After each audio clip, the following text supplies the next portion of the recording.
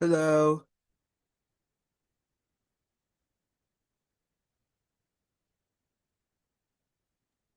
Hang on, Derek. I gotta go to the bathroom. I know I Sure. shouldn't have said that online, but I'll be right back.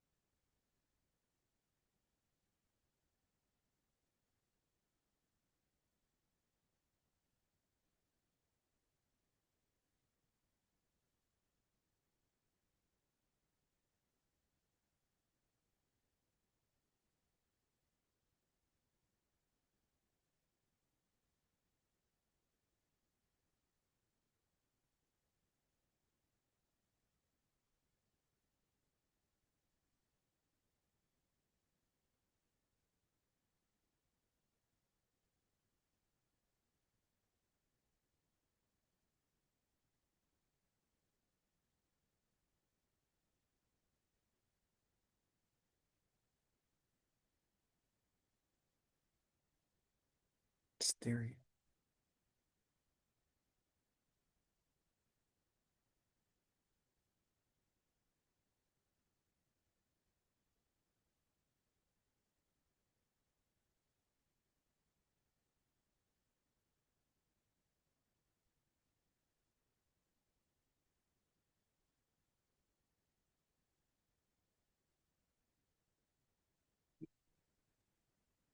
Okay, so What? I said, what's going on? No, nothing. Oh, okay. So we're gonna do chapter 11. All right. Now, chapter 11 is the greatest chapter of all times. I want to say. What am I doing? That is, we're gonna take this out of here. Hold, please. Um, all right. Mm, mm, mm, mm, mm. I gotta get my PowerPoint up.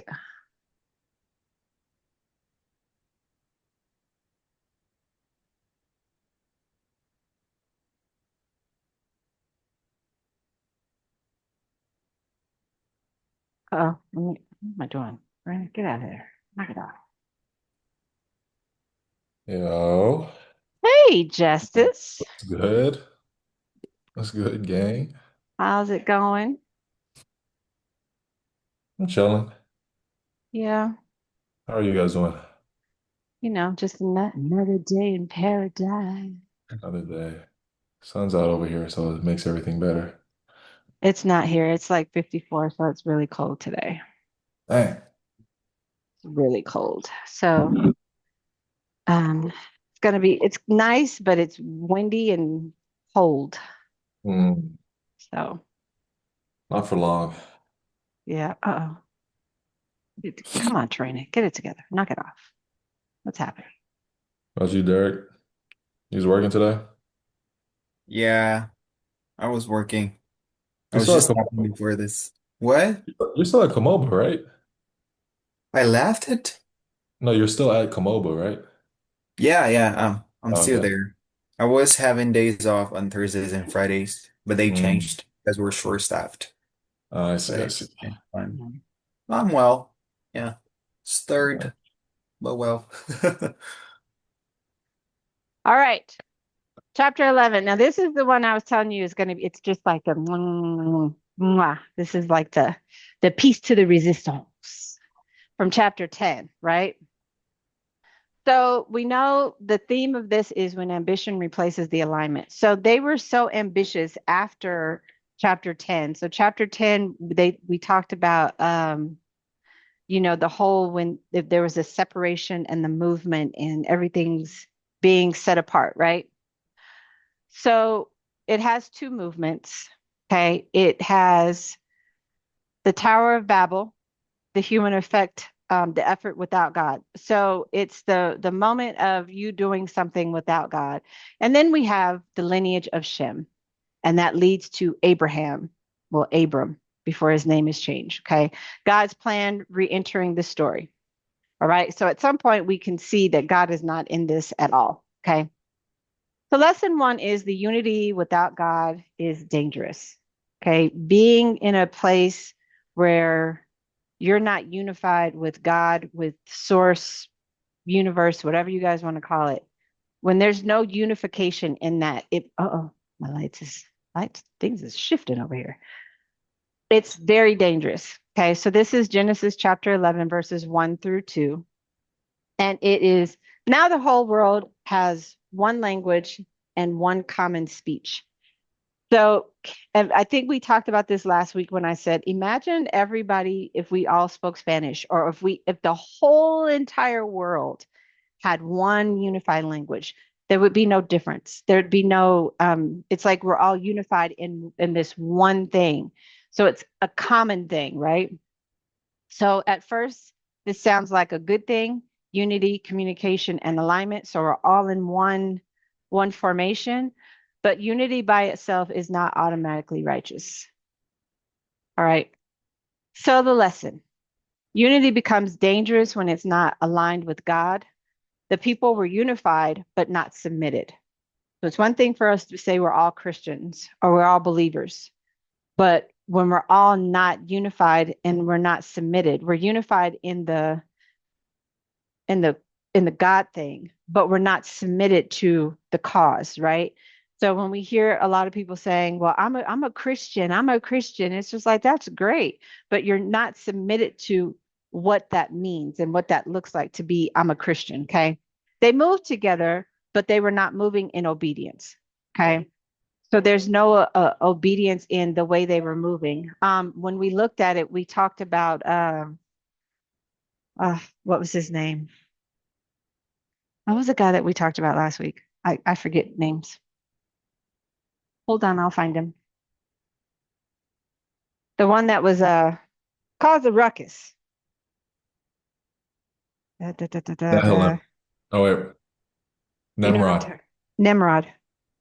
Okay, we talked about Nimrod and causing a ruckus, right? So not everybody is in obedience because not everybody is unified in the way when we talk about God, truth, spirituality. As soon as you leave from the church and then you start going to spirituality, people are talking about, you worship the devil. It's like, really, am I? Am I really doing that? Okay, so not everything that looks together is healthy. Okay, so again, we can scream Christian all day long. But if I'm not on the same wavelength, or if I'm not on the same unification, and I'm not submitted to the same cause, we notice that we have all of these different religions. We have non-denominational, we have Catholics, we have the Jews, we have Greek Orthodox, we have Baptists. I grew up Baptist. We have Baptists. So everybody has this one circle, but there's so many formations to this one unification of God, right? We're unified in the spirit realm, but we're not unified in what that looks like when it comes down to the laws, the rules. Okay. There's more judgment within the Bible Belt, which is Florida, California, those people that are like, we're Christians and they believe in that. So there's not a lot of truth in that. And then it's a lot of, in the Bible Belt, women are supposed to be submitted. You're supposed to be at home. You're not supposed to be out here. You're not supposed to be working. And then you have the non-denominational or the Church of God in Christ that says a woman is not supposed to preach. She's not supposed to be behind the pulpit. Even in the Church of God in Christ, you have some that say a woman's supposed to cover her head. She's not supposed to speak. She's supposed to, like, it's almost like this patriarchy still within the Bible Belt and still within Christianity. The Nimrod that says women can do a certain thing, but we can't do all things. Certain religions capture that. Okay. Some members of Church and God of Christ say, yeah, a woman can preach, you know, some women can prophesy. Okay. It's one unification, one God, but everybody's so dismantled. Okay. So it becomes these other languages, right? Um, People can be united in fear, they can be united in pride, and they can be united in control. And I just said all of that in that whole message.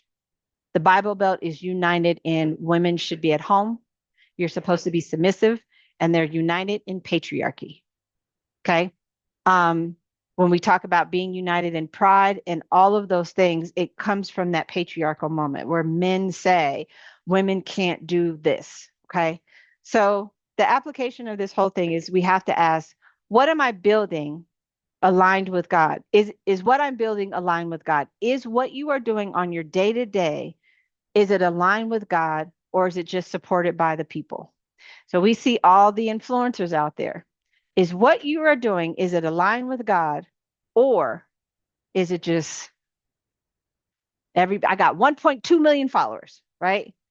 But is it aligned with what God is wanting you to do?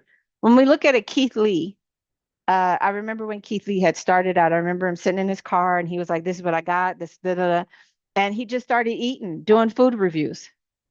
Now all of a sudden, Keith Lee is like miracle. I mean, just got money. He's able to do things, but he's also in the alignment of helping the people.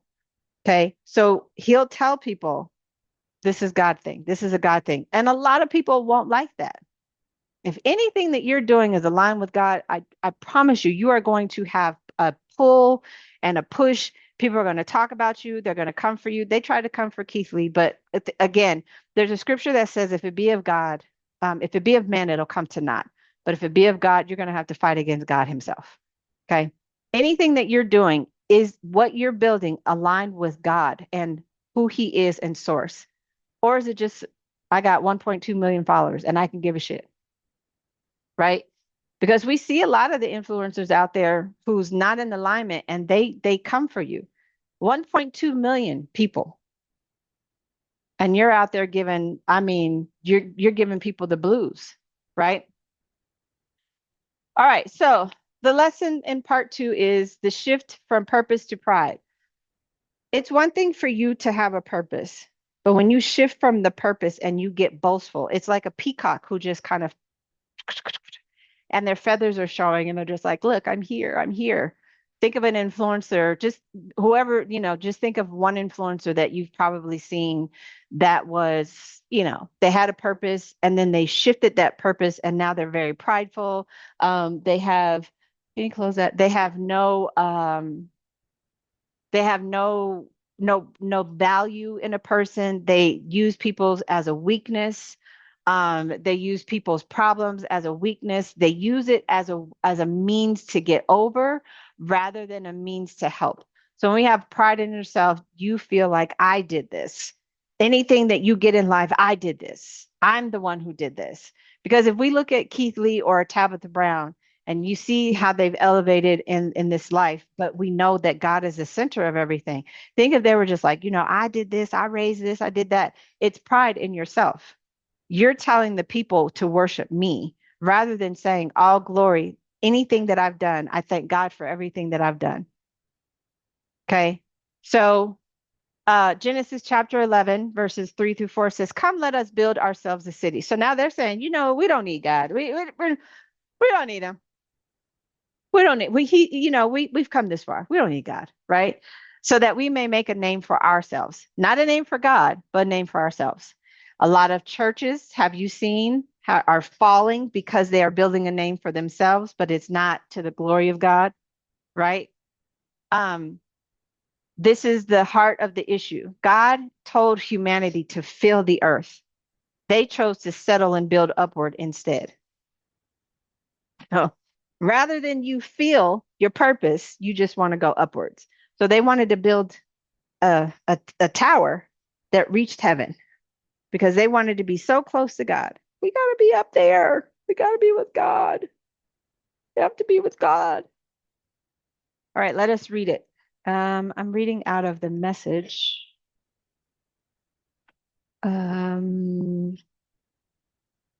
This is the message. It says, they said to one another, come, let us make bricks and fire them well. They used brick for stone and tar for mortar. Then they said, come, let us build ourselves a city and the tower that reaches heaven. Let us make ourselves famous so we won't be scattered here and there across the earth. But I told you to fill the earth.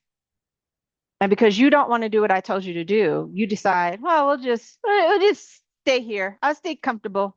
It's almost like what I see is like being in quicksand and just sitting in quicksand and building in the midst of the quicksand. But all the while you're building, you're still kind of sinking. That's a powerful message in itself. Quicksand is a slow sinking thing. So you're building on the quicksand rather than filling the earth and getting out of the rut that you're in, getting out of the situation that you're in. You'll just, oh, I'll just build here. It's no problem. I like it here. We'll just get some bricks and mortars and we'll just stay here and we'll just build and then I can just build up instead of expansion. Okay. So the teaching in this is they were not building because God told them to. They were building to control their future, to avoid being scattered, to avoid doing your purpose, and to create identity without God. Imagine all of this being quicksand, and you're just building in this sinking place. Just, I'm going to build here. I like it here. I'm just going to build here, right? So you have the control of where you're going, how you're going, who you're going with, when you're going, right? So when we get to that place, it's like the fear of movement, the fear of success. I'd rather stay in this hole than to build because I know how to control what I'm in. Okay. Doing the same thing, different day, different time. I know how to control that. I get up every day at 5 o'clock. I lay in the bed until 5:30. 5:30, I get up. I may do a little workout. I might not. I don't know. It all depends. Okay. I may meditate. I don't know. Sometimes I sleep until 6 o'clock, right? But it's the same repetitive because I can control that. When we talk about the future, a lot of people don't want to move into the future because it's the fear of the unknown. I don't know what's going to happen. So I'd rather stay here to avoid being out there or to avoid being seen. So I have my Wednesday night group and some women, we do things self-sabotage because we are scared to be seen. We're scared to put ourselves out there because we're scared of what people are going to say. We're scared to be like, oh, I got to put myself out there. Scared to do a TikTok, scared to, do a post, scared to go live, right? And then we create this identity for ourselves, which now becomes this imposter syndrome because now you've created something that is that what God told you to do? Is that who you are, right? This is not the identity that God said. I remember telling God, I want to be the woman that you see me as, not who I've created. All right. All right. Pride often sounds like, let me secure myself. Once I get my money, I'll be okay. Once I get this together, I'll be okay. Let me prove myself. Let me establish my name. It's like you're doing things on your own. Okay. Uh-oh. My bad. So a man's pride shall bring him low, but honor shall uphold him and humble his spirit. Pride goeth before destruction, a haughty spirit before a fall. Okay. Before you get too prideful, I guarantee you that God is he has a way of tearing down your whole tower and saying, absolutely not. What? Oh, you're going to build a whole tower. You're going to build your name by yourself. You're not going to ask me for any direction. You're not going to ask me what way to go. Bible says, trust in the Lord with all thine heart. Lean not to thine own understanding, but in all thy ways acknowledge him and he'll direct your path. Oh, so you just going to go out here and just build your own boat, huh? Think if Noah had just been like, I'm gonna build a boat. I'm just gonna build a boat, right? God didn't tell him, and here's the thing: if God hadn't told him to build the boat, what do you think would have happened? He's just out there building a boat. Then he's telling people, "Yeah, I'm gonna build a boat because there's gonna be a day it's gonna rain, and you know what? I'd rather be safe than sorry." Can you imagine just going out here just building this big old ark? And then here's the problem: you're using the wrong wood. You're using the wrong utensils, right? You're using the wrong tool, parts, you're using the wrong everything, and then you're probably not even using the right measurements that God gave you, and you're just building this on your own to prove yourself to who? To people who won't care about you tomorrow, the next day, the day after that, the day after that, the day after that. But you're establishing a name for yourself for who?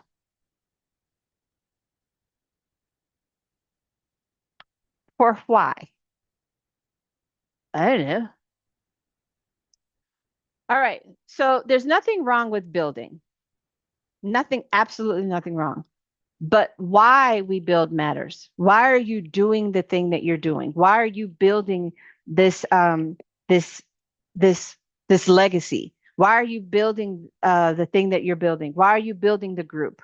Why are you building your your path? Why are you building your TikTok fan page or your Instagram or whatever the case may be? Why are you doing that? Because if you're are you building from a calling or are you building from fear? A lot of people walk in fear because there's the fear of I don't have enough, I'm not good enough, um, I want more. And you're looking from the aspect of that poverty mindset. You're looking from that mindset of trauma, right? Some people build in trauma.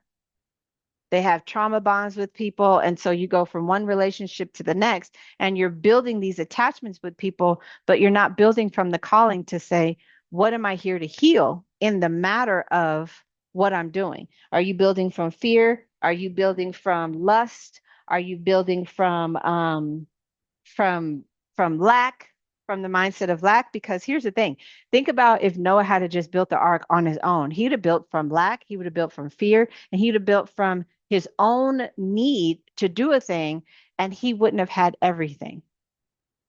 But there was a purpose in him building that ark. God gave him a purpose. Okay, and it wasn't to build in fear. There it is. I got to learn how to navigate through my little PowerPoint. All right. Lesson number 3, God comes down. Now you have done all that you need to do. You're starting to build and you're doing your thing. And then God says, hey, wait.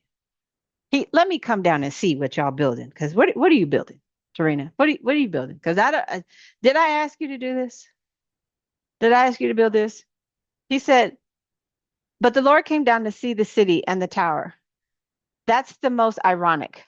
They were trying to reach heaven, and God still had to come down and say, what are you doing? What are you building? What is it? Because I didn't ask you to build it. I didn't tell you to build that. Okay. I didn't tell you to go and build a tower to reach me.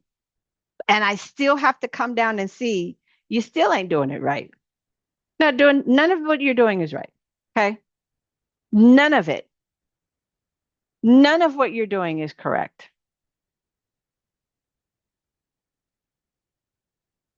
All right. Human effort cannot elevate us to God's level. You cannot make it to where he's at. No matter how impressive something looks on earth, it does not equal spiritual alignment. It's one thing to have the God, okay? But it's another thing to have it within you, okay? It's another thing to be alignment, to be spiritual, to say, because the outer part of me looks great. I mean, being in church, they've always taught us to wear, to be modest. You need to be modest, have your long skirts. Certain religions. So when we talk about the whole God thing, I'm going to use it. When we have the God thing, certain religions tell us we couldn't wear red lipstick, that we couldn't wear pants, that you had to cover your lap. We had lap cloths. So, if you had a short skirt on, you had to cover your lap with a lap cloth. And there were certain things that you just couldn't do. That's just the way it was. And so the outer part of us looks great, but what's going on inside spiritually? What I've learned is a lot of people in church have been nice, nasty. They've been so nice that they're nasty, and they'll say things like in a way. I remember I was when I was in church, I was always around the pastor's wives, right? And I remember there was one of the pastor's wives. She had said something. And when I heard it, it triggered me because I elevated her to this capacity, like she can do no wrong. Oh my God, no. And then when I heard what she said, I thought, oh my God. And it was like the wah, wah, wah. And it just diminished what I saw. Okay. You could have God all through you, or just the appearance of God, but it's what's in you. So when we look at the 12 disciples, remember when Jesus came up and he was like, you wicked people, how long am I going to be here? I've been teaching you how to do this for a long time. You can even cast out a demon because you're not watching what I'm telling you to do. Okay. So it's not impressive. It's not the factoring that, I can pray and then, God moves on my behalf.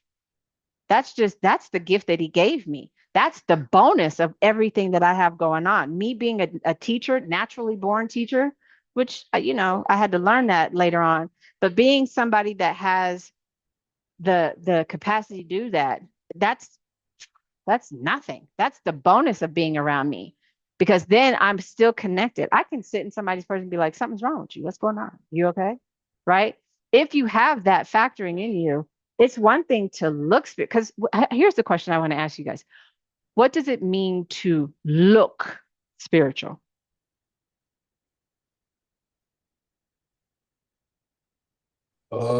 Looking spiritual. Um, See, we don't have an answer to the question. We don't have an But answer, do you but go ahead. say genuinely or like what we perceive as like, oh, that person's so spiritual? Yes. When maybe. you see me, do you think, oh my God, she's so spiritual? You wouldn't know that. But go ahead, Justice. Yeah. I think when you try to give off that, like, you mean like if you're trying to prove it to someone that doesn't know you, like, oh, like I'm this way. Yeah. I would say maybe like I'd say maybe in social media specifically, Ooh. maybe they're very,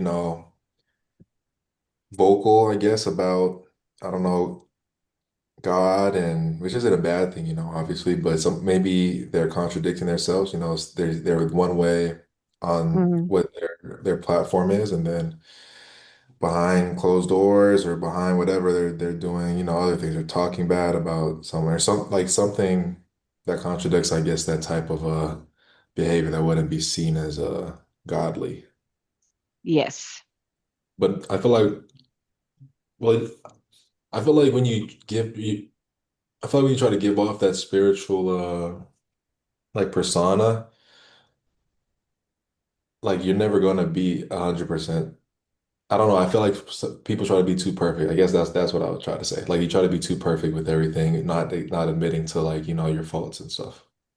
Because what's in you is going to come out of you eventually. You can pretend or you can act like you're so spiritual and you're so holy, right? There's going to Yeah. be that moment that what I love about God is he like, it's almost like he kind of tickles that and says, think. And it just like, whoa, whoa, whoa, and it comes out. It could be you're out somewhere and you treat somebody really mean. Yeah, it could For me, be. sometimes it's my words. My words are not eloquent words, so I use the four-letter words sometimes, not a lot like I used to. But it's those kind of moments where like, what? So when we look at that, a lot of religion will hold you accountable for what they deem to be spiritual, right? My Mhm. connection with God is me and God. That's my friend. You'll never be able to take that away from me because I know who he is. And the reason I know who he is because everything that I've gone through. When I didn't have anybody, I told him, you're all I have. You're it. I could be in a room of people and he's all I have. Yeah. Yeah, even better yet to your to the example you gave about the woman or it was a pastor's wife you said that you looked up to. Hmm. I'd say even the pastors that you see, especially in America, I don't know how they are in Europe and stuff, but the pastors in America are kind of they've been on a bit of a run, I feel like, as far as Hmm. what they're preaching and then the type of lifestyle that they're actually living is kind of My God. Yes. yeah, it's pretty bad.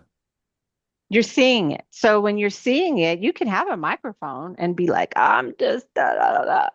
But what happens when you put the microphone down and you're really sitting with yourself? Can you honestly say that your relationship with God is in the alignment of where he has you going and the thing that he has you doing for the people? Is it true authenticity, or is it just something to say, I got 1.2 million followers, or I have a packed out church? Okay. They know I'm off. I am off. Hold on. Okay. So Genesis chapter 11:4. So the city and tower. This is the first reference to the city building since Cain's project in Genesis chapter 4. The settlers seemingly belonged to to the ungodly, rebellious line. This confirmed by the word of tower mean in Hebrew it's midgal, migdal, appearing elsewhere in scripture as a symbol of pride that displeased God. The purpose of the builders in remaining together and aspiring towards the heavens is in direct contrast to God's command to the move throughout the earth and to cultivate it. That reaches to the heavens is figuratively suggests great size and godless ambition. Remember last week when we talked about, I think you left Justice, and we were talking about Lucifer. And when Lucifer said, I can be bigger than God. Okay. You were music. You were the sound that walked with him, right? And so he said, well, I can be bigger than God. And me being bigger than God is I'm going to recruit some people and I'm going to tell them and I'm going to give them my narrative or who I am because I'm big. Hey, even though I walk with him, I'm bigger than him. It's almost to the degree of I'm thinking about like a celebrity. You're just with that celebrity. That's the star. Okay, so that's like, I just heard Kevin Hart. That's like me hanging out with Kevin Hart. He's the star. I'm not. I'm just with Kevin. But what I'll do is I'll get in there and be boastful and be like, yeah, I hang around Kevin and I know Kevin. You know how people do that. I know Kevin and, we hung out together and we did this, blah, blah, blah.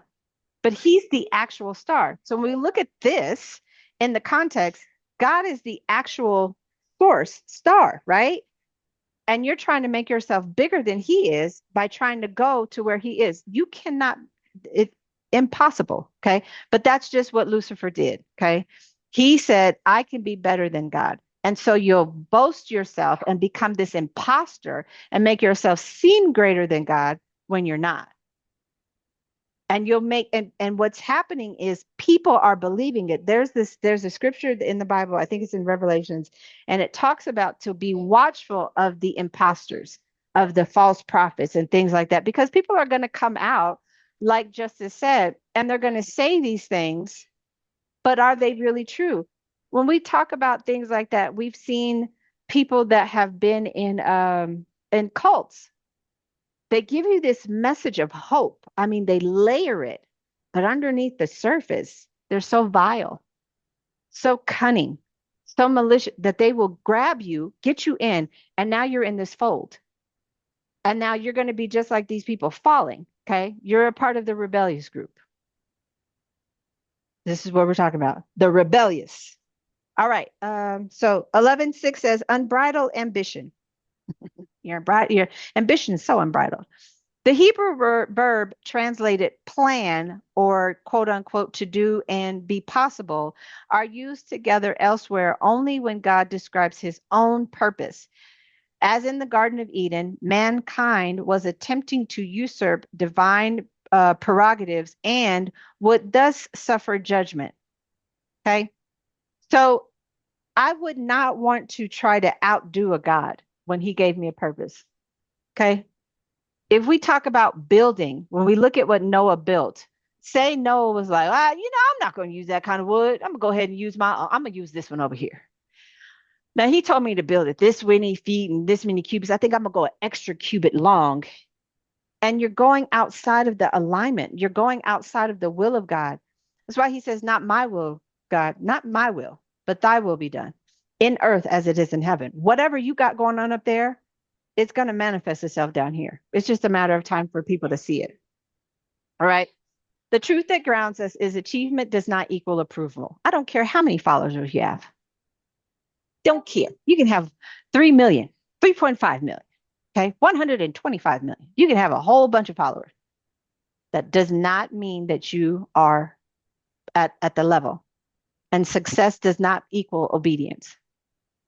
Just because you're successful doesn't mean that you're obedient to the cause. Okay, Lucifer. Lucifer was like, I'm walking around here. He playing the music, bling, bling, bling, bling, bling. He got the music going on, right?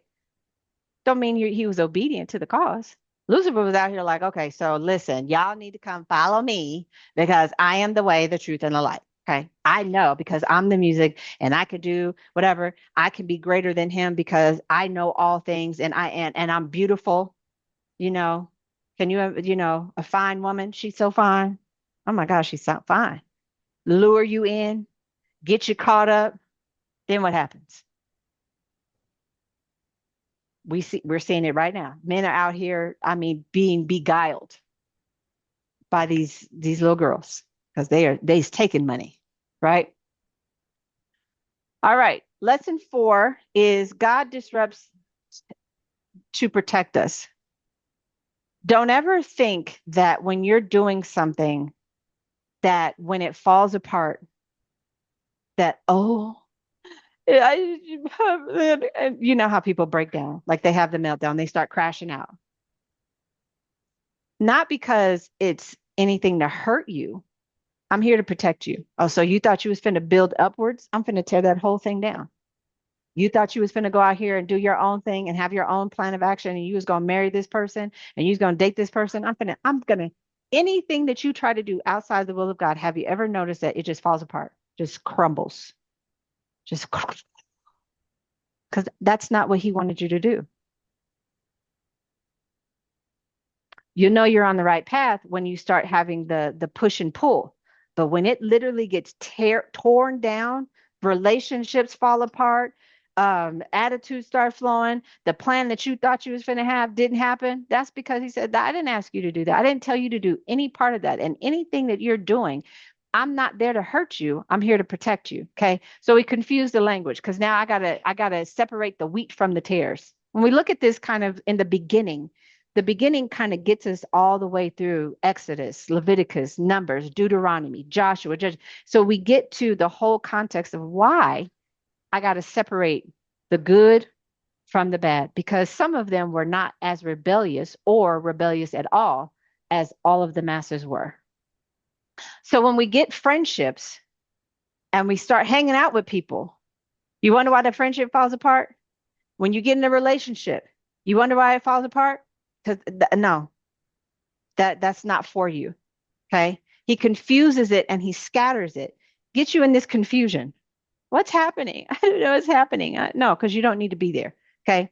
So this is often read as punishment, but it's deeper. It's more deeper than what we actually look at it. All right. So this is 11, 6 through 8. Where are we going? Where are we going?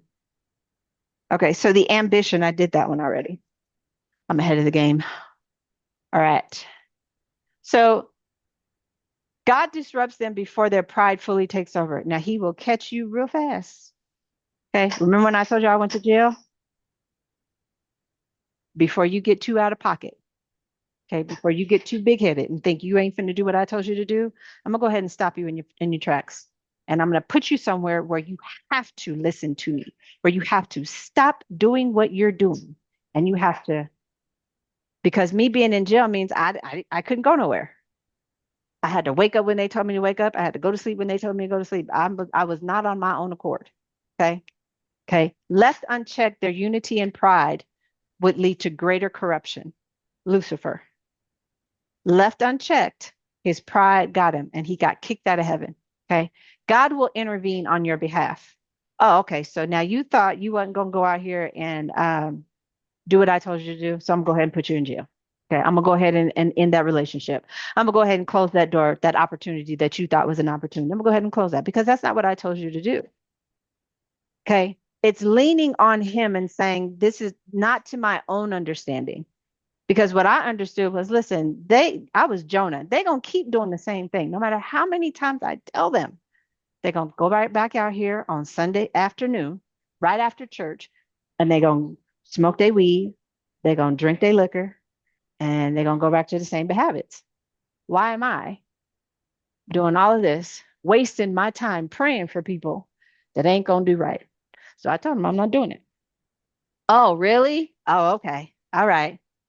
So the very thing that I told him, he put me in jail with the very people that did the same thing. As soon as they got out of jail, guess what happens? They're going to turn right back around and come back to jail. And it actually happened. I was like, I thought you left. Well, okay. So left unchecked, anything that we do that is left unchecked, God has a way to intervene and tell you, exit stage left, because I never told you to go there. Okay. It's almost like he takes the mic and people start booing you, boo, boo, that's not it. And you just have to flee the scene, get off the stage because I didn't tell you to do that. So, what is one thing right now that you're trying to do that you keep doing it and left unchecked? Your pride is gonna get in the way, and you gonna mess up. So I want you to I'm not gonna ask you to answer, but just one thing, because God is gonna disrupt it right before your full pride and your mind takes over. He's gonna intervene and he's gonna take over. I'm not, you're not gonna do that. You're not, no, absolutely not. Mm-mm, mm-mm. You're not gonna get to go out here doing that. No, sir. No, absolutely not. Disruption is not always destruction. Sometimes it's protection.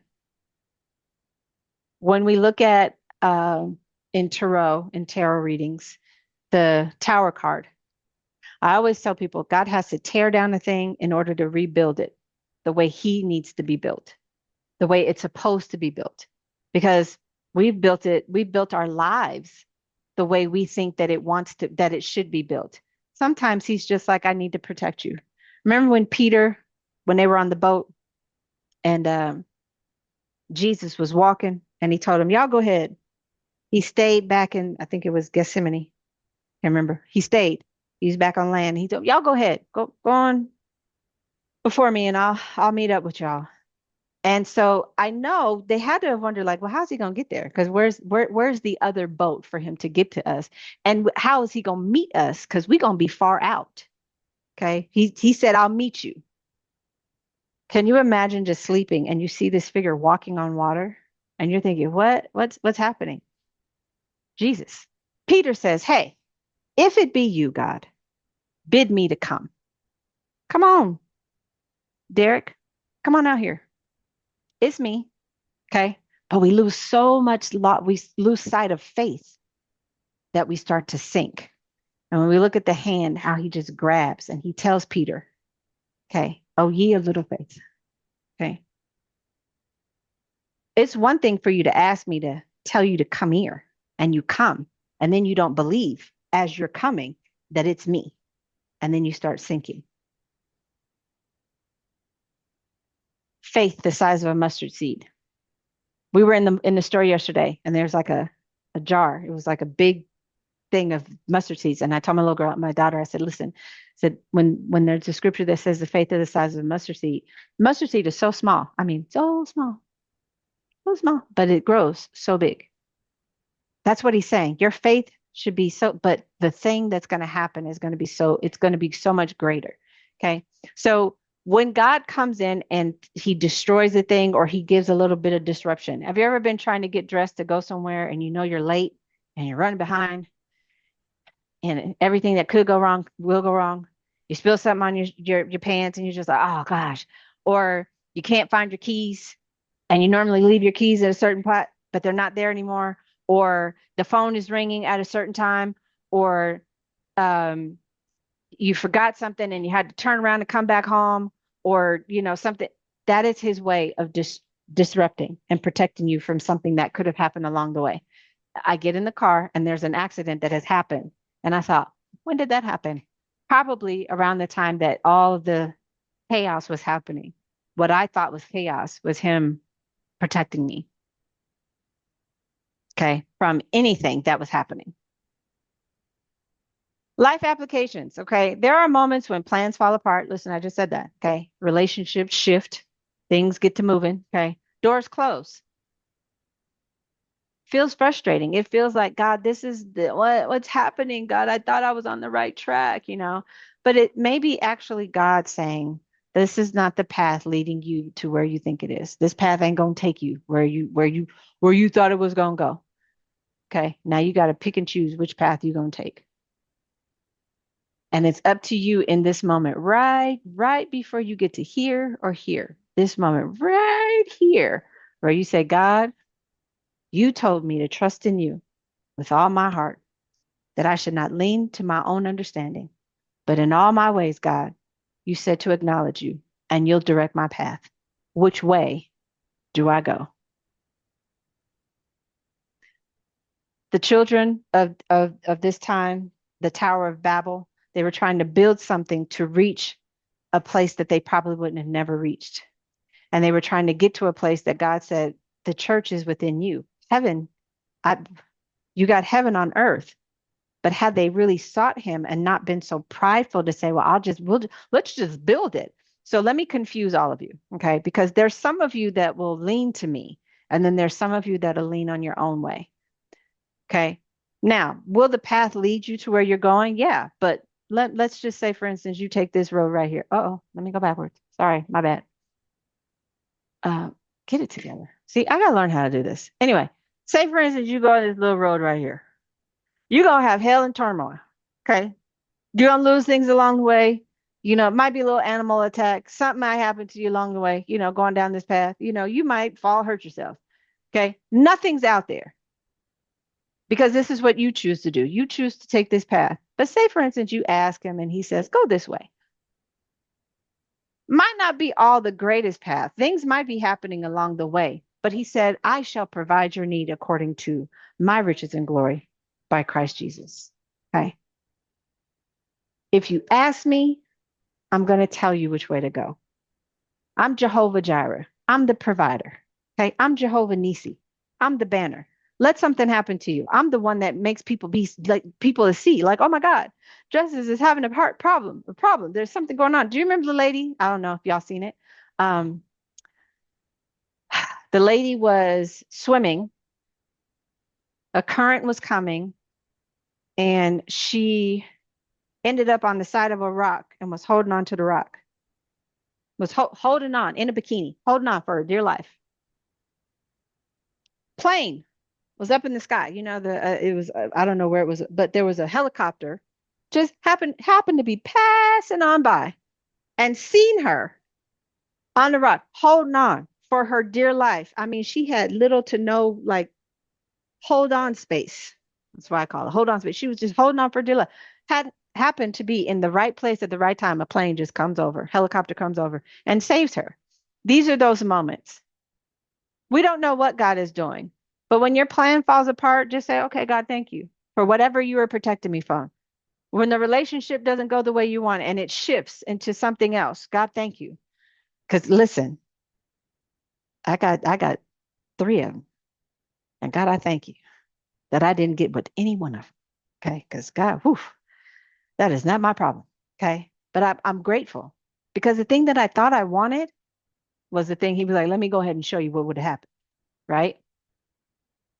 If I'd have took that road and just kept fighting and just kept, oh my God, been broken, I wouldn't even be sitting here with y'all today. If I had have gone the way that I wanted to go, the way my mind was telling me to go.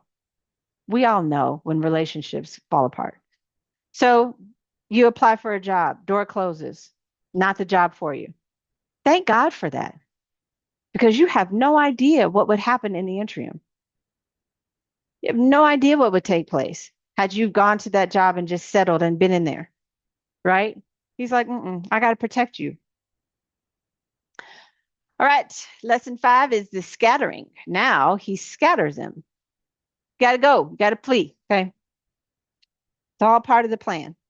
Getting you away from your friends or the so-called friends, getting you away from an environment, getting you away from a situationship, getting you away from a boss, getting you away from a thing. Part of the plan, okay? Putting you in jail, Trina. It's part of the plan, okay? Part of the plan. I thought, well, Jesus Christ, you just know. But how you know it's a part of the plan is you don't feel the, how can I say it? I didn't feel the sadness of it. Like I wasn't feeling like, oh my gosh, crying and the panic or whatever. It was just like, okay, I just got to take it and go with it. It almost felt like it was like that moment of, here we are. All right, I gotta be here. And what do I need to learn? And everything that I went through at that point, God, what do I need to learn? A little oblivious to a lot of things because I was like, it was like I was in this black hole and I had no idea what was happening, but it was just like I was just moving, but I had no part of the movement. So when we talk about our plan would have been, I would have still been, doing my own thing and whatever. But when the shift happens, it's like I separate you or I scatter you. And it feels like it's almost like a peaceful thing, but you're just in it, but you don't know what's happening while you're in it. But you just know I'm here and this is happening. Okay. God originally told humanity to fill the earth, but they resisted. So if I tell you to do a thing and you resist the plan that I'm telling you to do, shame on you. Okay. Because now I got to separate you from all kinds of people. Now I got to pull you back. Okay. Wondering why you always want to be at home because of that. Wondering why when you call your friends, they don't answer because of that. Wondering why when you call your family members, ain't nobody helping you because I got to teach you how to depend on me. I got to teach you how to rely on me. Wondering why when I'm telling you to do something and I told you to go out here and talk to the masses and read and create the book and write the songs and create the groups and bring in the and you're not doing it because you're resisting. Okay, he said, I'm gonna make sure. You see where that bottom it says? It says God ensures it happens anyway. Promise you he will. Promise you he's gonna make sure it happens. All right. Let's read 8 and 9. Chapter 9, verse 9 is Babel, perhaps from the Hebrew balal, literally to confuse. Now I'm finna confuse you, Justice. Oh, you thought you was finna go out here and be the greatest of all times. I'm finna confuse you so mad.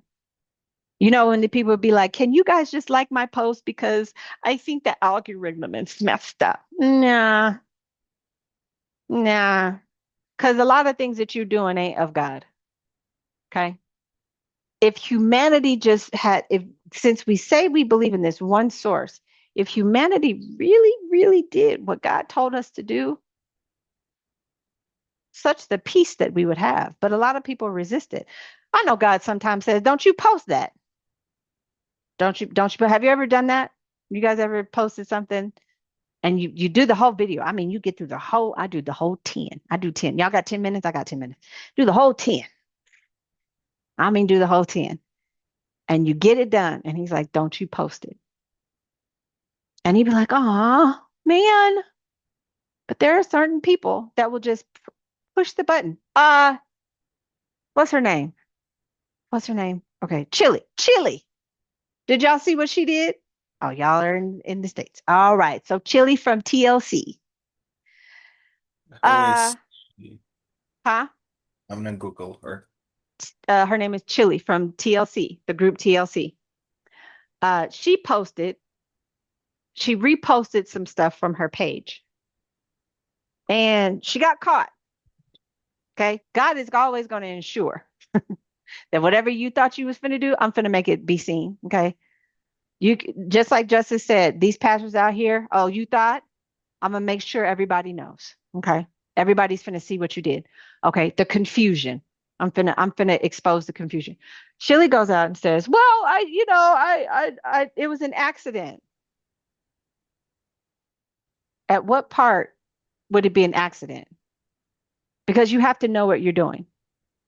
We are at a point in our time and in this season of exposure of things being revealed. When all this the administration, the world shifted going into 2026 where revelation, things are starting to be revealed.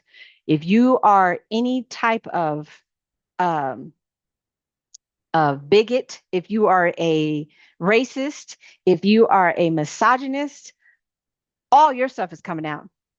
if you are a liar, a woman beater, if you are a man beater, all of your stuff is being revealed. And guess what?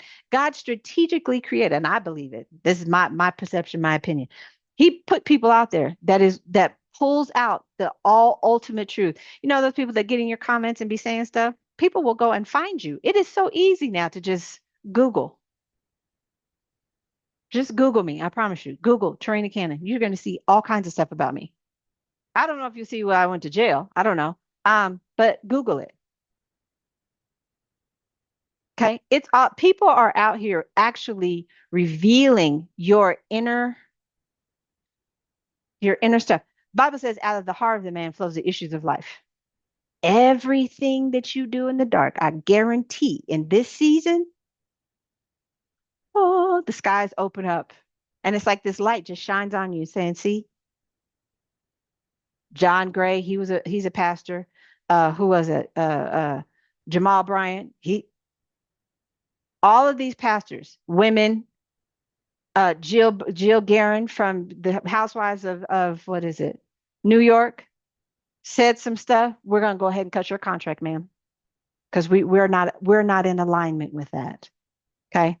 Anything that you do, I promise you, God is going to ensure it's about to happen. Oh, you don't want to do what I said? Oh, and now you're out here being nasty and mean and rude and a bigot and a harlot. Oh, we're finna expose all of that. It's exposure. Things are being seen. Okay. I scatter it because it's a part of the plan. I scatter your mind. I scatter your thoughts. I scatter your weight, people, because it's a part of the plan. Anything that God does is a part of the plan. All right. You thought, oh, well, that was my friend. I told you to go and fill the earth with the word, with a song, with your talents, your gift, all of that. And you out here doing not what I told you to do. Mm-mm. I'm gonna make sure it happens. All right. All right. God's purpose will still move forward, even when we resist. I told you the story. Okay. I already told y'all. Jail was a part of the plan. He said, "Oh, okay, she don't want to do it." Now, can you imagine him just sitting looking at your angels talking about so she don't want to go do it. Oh, Justice don't want to pray in the morning? Okay. All right. Oh, Derek he doesn't want to do the song? Oh, okay. Okay. All right. Okay. We'll derail your plans all the time. We'll just kink and you're just like, "Oh my gosh," to the point where you'd be like, "God, please just let me find my keys. God, please just let this shake go down and let me be healthy today." Oh, you don't want to pray to me? You don't want to talk to me? You don't want to have a conversation? Oh, you don't want to do the song, Derek? That's what you thought? Oh, okay. He'll make it to a point where he'll put you in a situation where the song has to come out of you. He'll put you in a situation, Justice, where he's like, "Oh, okay, so you said you didn't want to talk to me?" Mhm. Where you just call his name, "God, I just need some help." I don't think people realize that's a simple prayer. The most simplest prayer is, "God, I need help." It's like if you look at this train rail here, it almost just like kink and puts you back right where you need to be. Shishink. Oh, okay. I'm gonna make you do it. There's no if, ands, or but about. If I told you to do a thing and you decide you don't want to do it and you walk in your flesh and you walk in your ego, I promise you, I'm gonna derail the plan and then I'm gonna have to make you. Okay. Sometimes what feels like loss is actually the alignment. I can't find my keys. Oh, my health is, oh, I'm going through a health issue too. All these things. And I'm sitting in the doctor's office and I was like, "God, please, just, okay, God, please, just whatever." For me, it's the wake up call. You're out of alignment. You want all this success. You want to have all this alignment, but you're out of alignment in your health and in your finances. You're mental, emotional. How are you trying to be in alignment with me when I'm the God of Abraham, Isaac, and Israel? I'm the God that tells you that you can speak those things that be not as though they were. I'm the God that says you can speak into the void because I did it. I'm teaching you how to speak into the nothingness and make something. God, I thank you for that message. Okay. That's what I'm doing. That's alignment. Getting connected with him and being in alignment means that me and him are together. That means that I am on the right track and me and him are rolling together. God, okay, direct my path. Tell me where I'm going. Okay. It's not about you wanting to do what you want to do, when you want to do it, how you want to do it. It's about, okay, God, thank you for today. I thank you for this morning. God, I thank you that you are directing my path today. Tell me what I need to see, what I need to know, what I need to hear, what I need to do, what I need to say. Give me the direction on today. That's before you even get out of the bed. Well, for me, give me what I need to know. Scheduled a doctor's appointment, went to the doctor. Okay, I got my numbers. Now, what do we need to do? What's the plan? What's our plan? Because me trying to do it on my own volition, oh my Jesus. Y'all, it's hard. No sugar, no carbs, um, walking, exercising. I'm just like, Jesus Christ. So God help me, get me in alignment because all of that lines up. Your mental, emotional, financial, spiritual, all of that is in alignment with God. Your health. How can I feel the earth and fill the earth with my purpose when my health is messed up? I got the message. Okay, I got it. I got it. Doctor said we're gonna do this, we're gonna do that, we're gonna do that. And like I told him, I said, listen, I need to live, okay, a little bit longer. Because, and I said to him in the doctor's office, there's some things that I haven't done, and I don't want to leave this earth with it undone. Okay, there's a purpose for my life, and I know it, and I gotta fulfill it. And I don't want to leave it and try to leave it to somebody else that may not follow his plan. That's all message in itself for y'all. Okay. Divine alignment surrenders our goals and to God's will. Not my will, God, but thy will be done. Whatever I need to do, help me do it. Being scattered in life can look like relocation. You got to move. Okay. I've had to move twice in a year. That's not the house for you. I thought, oh, shoot. Okay. A career change, a shift in a relationship, an unexpected transition, right? An unexpected health scare. Oh, Jesus Christ, what's happening? What's going on? Right? A mental breakdown. Okay. Those moments can reposition us to the purpose because then what happens is when we are derailed, it just kinks us back into the relationship. And it's almost what I can say is like the surrendering. I surrender my will, God, because I don't know what the plan is. I don't know what the purpose is. I don't know what this next road leads to, but I know that you said if I call, you'll answer me. Okay. All right, lesson 6. We're almost done. God's plans continues through the people. Here we find Abraham. Okay. Out of all the peoples. Again, it's just the one. Here comes Abraham on the scene. Okay. Now the tone shifts. We move from a large group of people trying to make a name for themselves to just this one person, Abraham, just quietly in line. Here's a Tarina. Here's a Derek. Here's a Justice. Out of all the people, and I remember telling God that I said out of all the kids, because there's only 3 of us, but out of all me, you picked me to do this. You could have picked that little knucklehead little boy, brother. You could have picked the oldest one, but you picked me, and you know why? Because He knows you're going to follow the instructions. You may fall short sometimes, because Abraham lied. There was a part in there where he lied and said Sarah that's my sister, whole wife. But he told that's my sister. Okay. Because he didn't want the man to take his wife, because that's what would have happened. So he lied and said, that's my sister. She's my sister. Don't worry about her.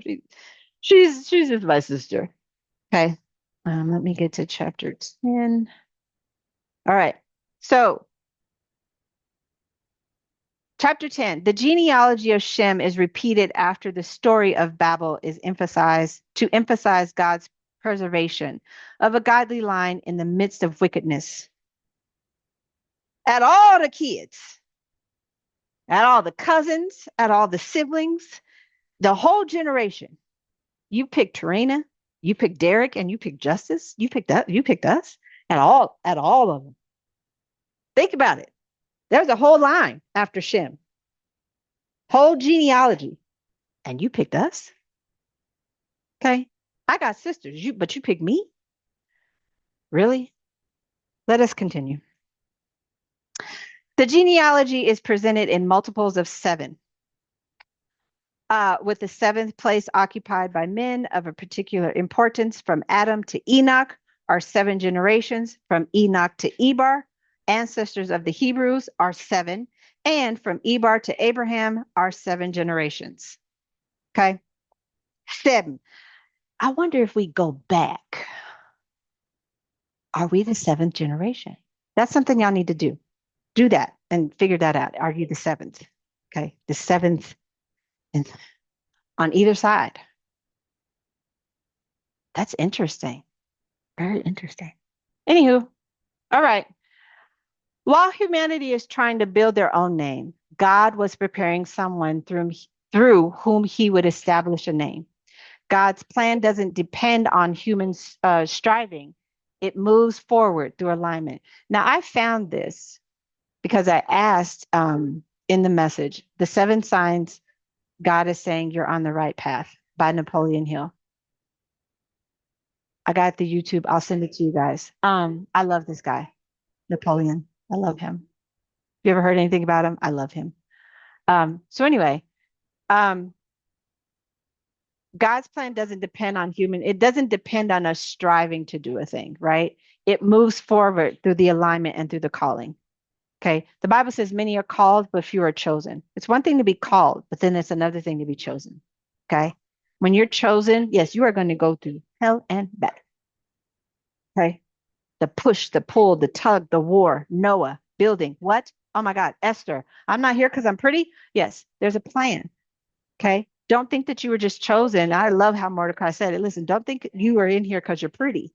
You're here because there's a purpose. Because that man is trying to kill us. And if he kills us, you are a part of us. Okay. So when we talk about generational curses, whatever the enemy tried to kill 7 generations ago, because I think it was 7 for all of us. I don't know. But whatever he tried to take out 7 generations prior to us, that is him saying, right? We got to get it together.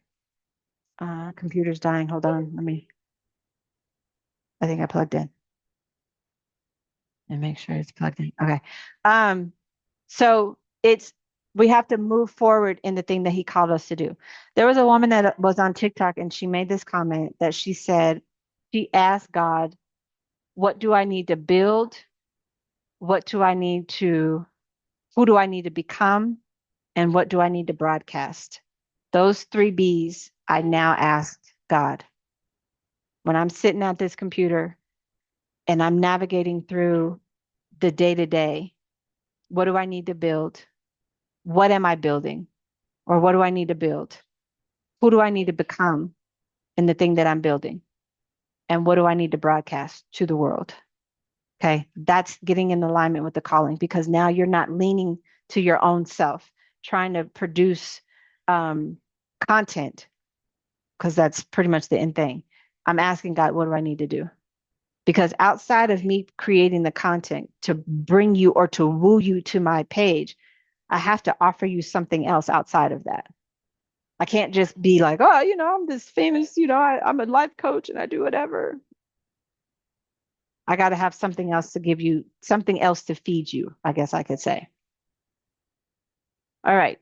The final reflections of chapter 11. Unity is with God. Genesis chapter 11 teaches us unity without God can lead to pride. Okay. Ambition must be aligned with purpose. The human effort cannot replace spiritual alignment. And God sometimes disrupts to redirect you. He sometimes gets in the middle of a thing and causes this to redirect your path. Okay. What feels like scattering may actually be repositioning. Okay. It's like he just he scatters things, but you're the one that's still left. Okay. What I just saw was like a whole bunch of pigeons. And there's this one lone eagle in the middle of the pigeons. And all the pigeons scattered, but the lone eagle is just sitting there like, what am I supposed to do? Because I don't belong here. I remember telling one of my daughter's cousins, I've never seen eagles come from way, way, way up there to the height that they can fly to come down and hang out with pigeons. I've just never seen that. When you study an eagle has a sharp eye that can see from miles up. I haven't I lost the study, but they go so far up, but they can see something that we don't see.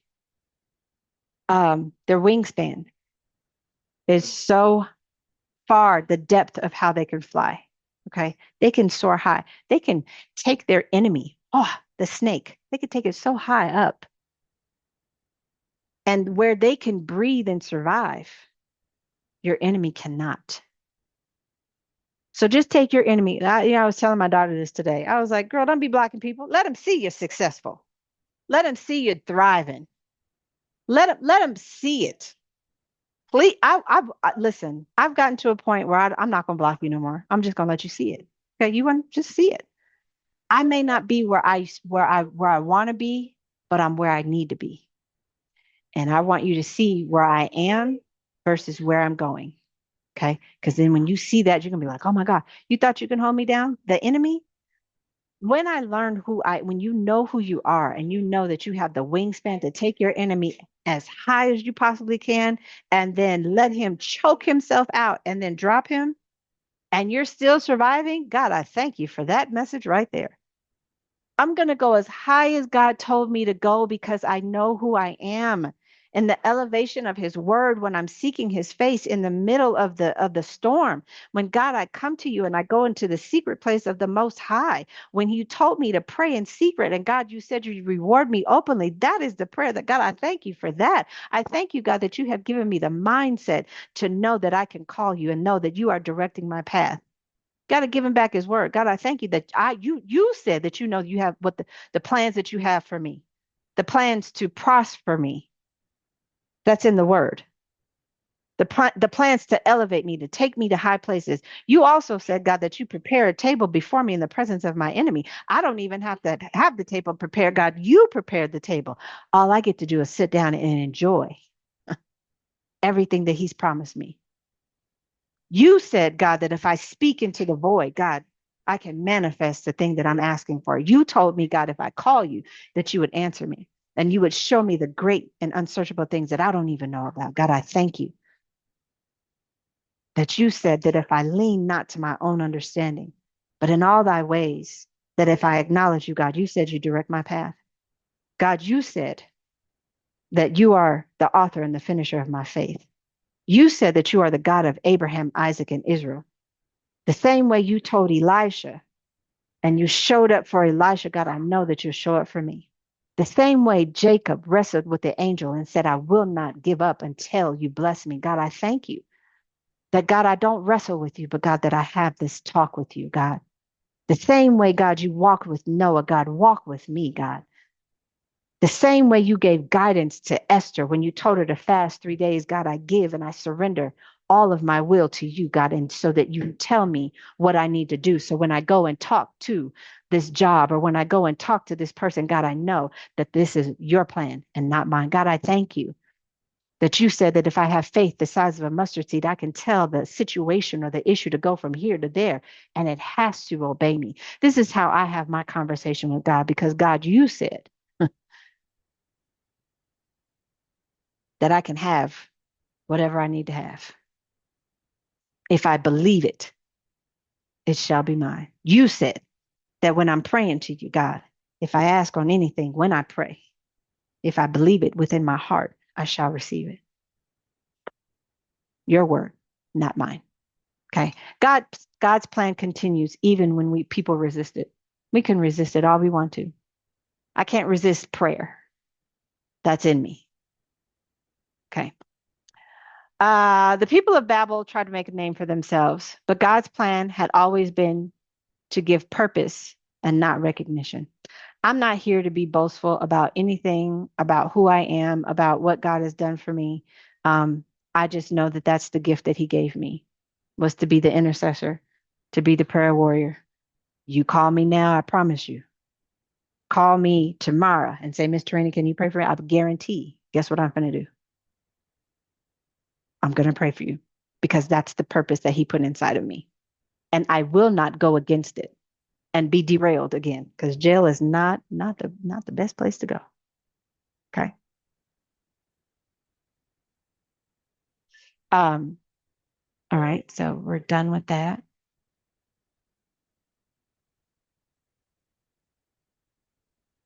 Anybody have anything to say? Any thoughts? Um, no, I think that's a good takeaway from it, application.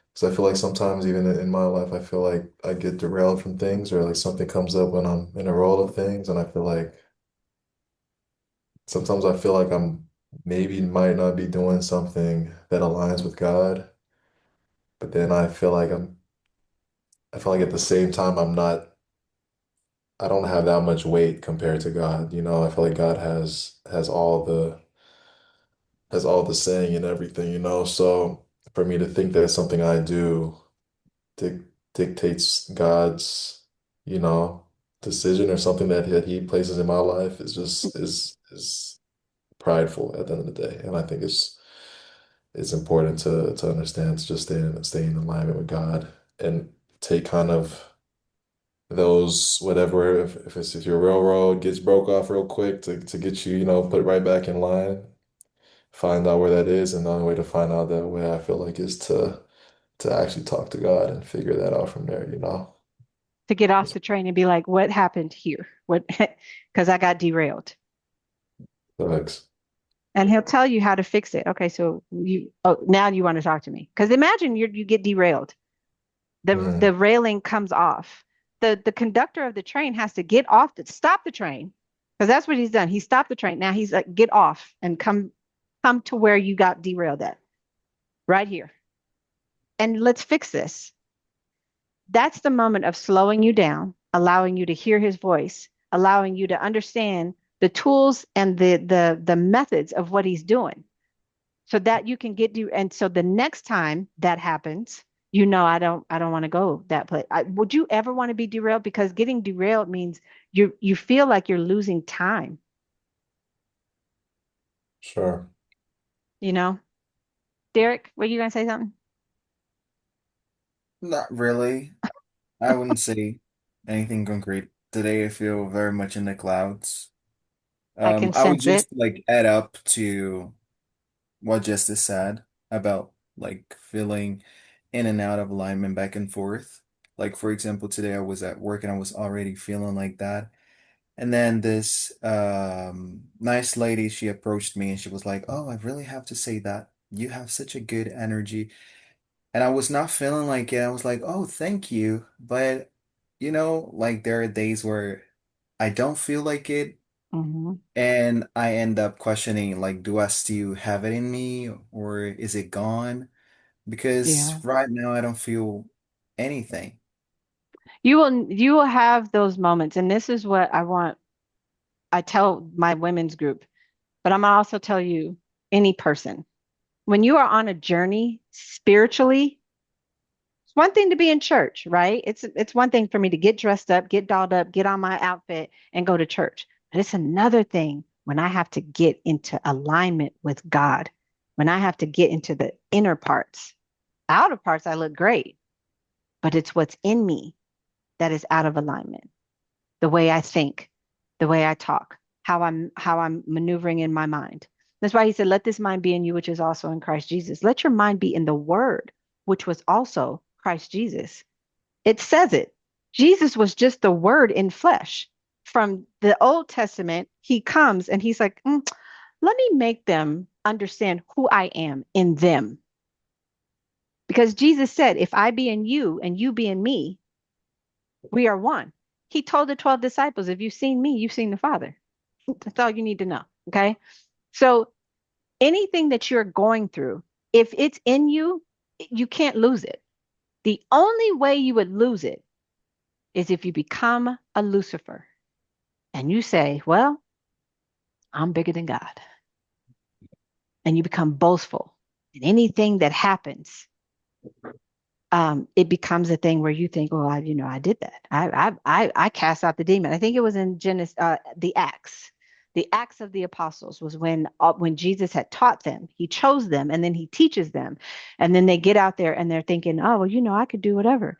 And Jesus said, oh, you wicked people, because they asked him, how come we couldn't do that? He said, listen, how long am I going to be here? I've given you all the lessons. How many days am I going to have to talk to you? I've told you what to do. Okay. It's in you, but you just need to understand what you're trying to do. It don't come out, but by prayer and fasting. Those two things right there. So when we talk about fasting, because I see your mind going, it's not so much as separating yourself from food. It's a matter of separating yourself from something that grabs your attention more than it grabs God, more than it's God.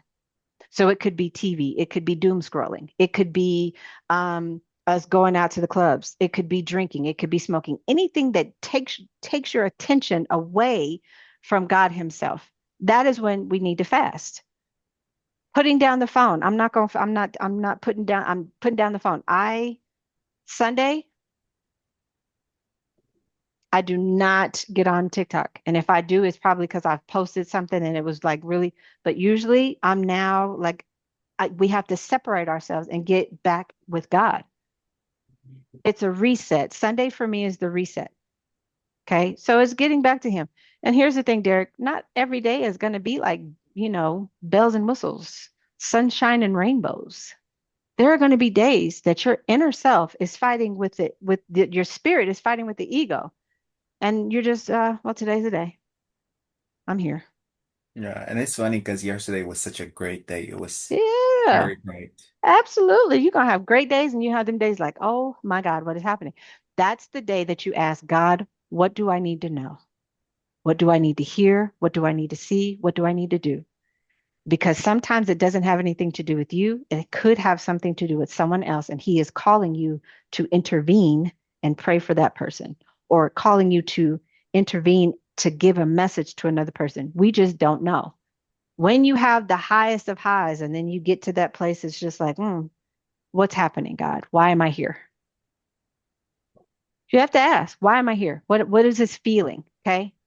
God, why am I feeling this way? Because even Jesus did it. You thought Jesus wanted to die. He didn't. That's why He told His disciples, I'm going to go and pray. Okay. Because praying, I got to talk to my daddy. Praying keeps us on that level to where we're always aware of knowing what's happening. Jesus knew one of you is going to deceive me. One of you is going to betray me. One of you. And then they all asking, well, is it me? Is it me? He knew who it was. We know what's happening in our life. We know the people that are going to deceive us, they're going to lie to us, they're going to cheat us, they're going to hurt us. We know all that. And the only way we know that is if we get connected with Him when we get back in alignment. Okay? Get back in alignment. God, what is this feeling? Why am I feeling this way today?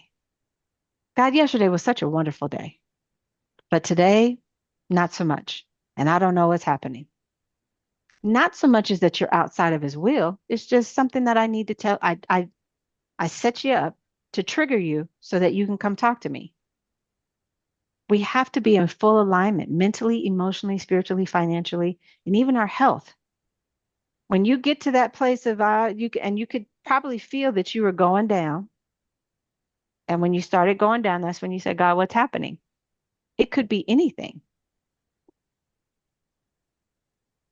But you just have to ask Him the question. When the train starts to kind of chugging and it starts to kind of pulling and you're getting the pull and you feel like it's kind of lurching. Okay, God, what's happening? What's going on?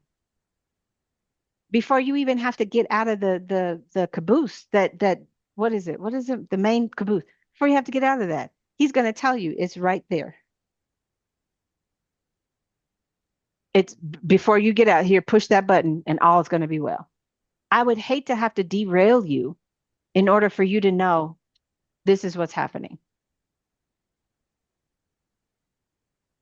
Okay. So it's really a matter of, Derek, now just God, okay, today's not a great day. What is happening? Where am I? What's the feeling? What's the emotion?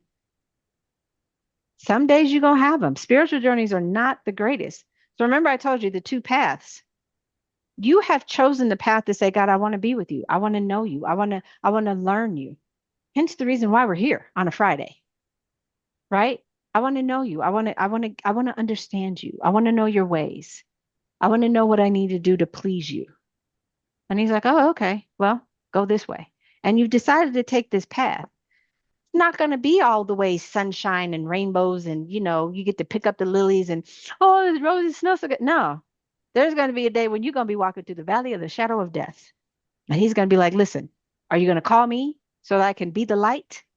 Or are you just going to keep trying to go your own way? He said, the word says, you are a lamp unto my feet, a light unto my path. I'll guide you. You got to trust me. Think of Aladdin. Do you trust me? That's what he's saying. Derek, do you trust me? You chose this.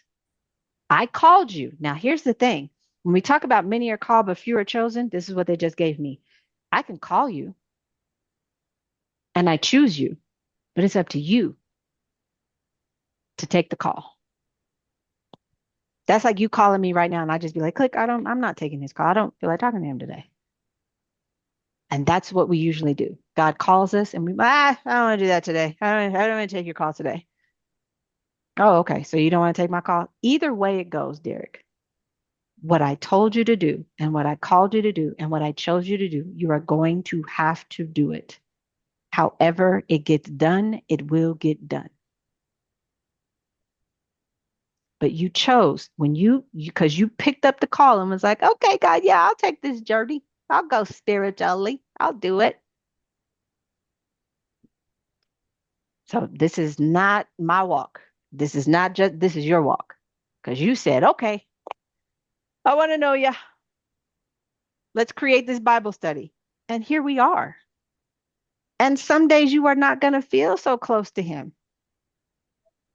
This is like God is our father.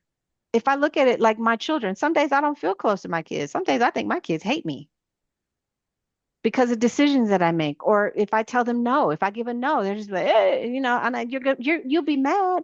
But it's my way of protecting you from the thing that's good that I know will probably hurt you in the long run. So it's not anything that, and I tell my clients and my kids, I'm not here to hurt you, harm you, to take anything from you. I'm here to give you the lesson because I've been there. I already know what it's like to be an unwed mother. I know what that feels like. But when I picked up the call, I was like, okay, God, and I'm in jail and I'm there. And when I got out, I thought, okay, God, I know what I have to do. I have to help single women just like me get to a place where they honor themselves, where they value themselves, where they see that I am a valuable person. That just because I have 3 and 4 children out of wedlock, that don't make me less than. But that was what I said that. Okay, listen, you ain't got to tell me twice because I don't want to be back where I'm at. I didn't want to be back in jail. So like I said, you call me and say, Trina, can you pray for me? Absolutely, she will. Without a shadow of a doubt, I'm gonna pray for you. I promise you I am. But when we take this call, you got to go through the ups, the downs, the ins, the outs, the around the circles. Sometimes you're gonna be lonely. Think about Elijah. Elijah was by himself, running from what's her name? What's the woman's name? Running from the woman. I can't remember her name, but running from her, hiding from her because of what God called him to do. Because he was a prophet and he was with Elisha. I can't run from it. No matter how you go, no matter what you do on this path, sometimes he just wants you to sit down, sitteth downeth, and hear me tell you what to do. Sit down and let me heal your soul. Sit down and let me talk to you. Sit down and let me rub the oil of joy and put on the garment of praise. Sit down and let me put on the balm of Gilead. Let me heal you. Okay? When we were growing up, we used to have this stuff called bag balm. I still don't know what that is. You know what that is, Justice? The bag balm? It was in a green box. I don't know what it was. but it was this wonderful, wonderful balm that would heal anything. Okay. Let God, there's going to be a day that I don't want you out there talking to all these people. There's going to be a day where he's going to have you sitting by yourself and people are going to be all around you, but I need to separate you. Okay. The confusion. I need to pull you away because there's something that I need you to do. And if you don't listen to me, you're going to go down the wrong path and people are going to lead you astray. Okay. That's why I caused confusion in Babel. Okay. Because they were doing their own thing and it wasn't going to lead them anyway. So I have to separate the wheat from the tares. Okay. The thing that's going to always grow. Wheat has another seed inside of it. So if I plant the seed from the wheat, it's going to grow. The tares is just the weeds that grabs the wheat and keeps it from growing.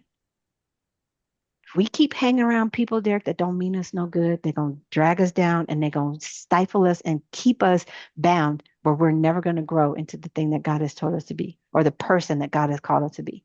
So yes, my dear son, you are going to have good days and you're going to have them bad days.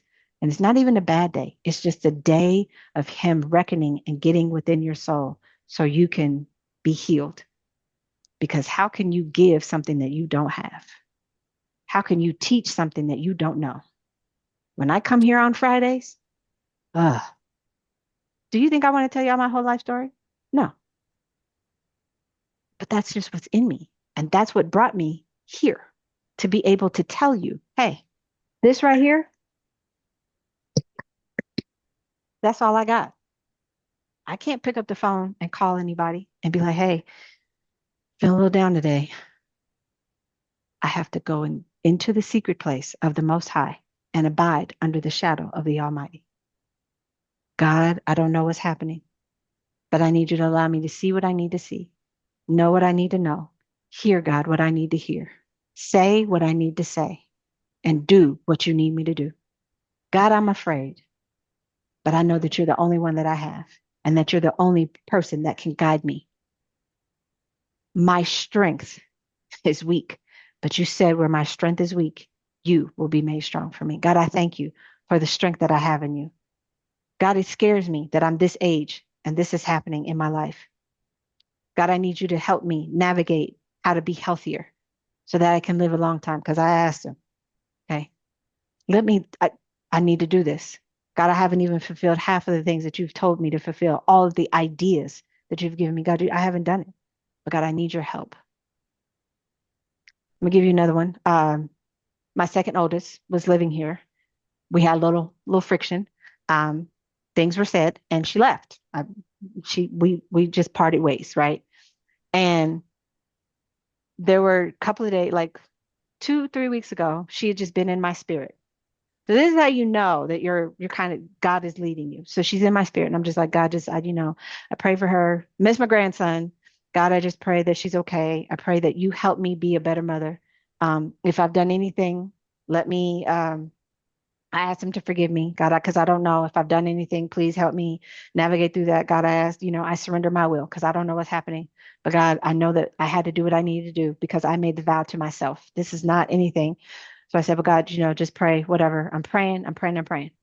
As I'm going to a location, I'm saying out loud what I respected about her. Like my daughter's got this tenacity and she's got this strength. And when she says she's going to do something, she's going to do it. I promise you.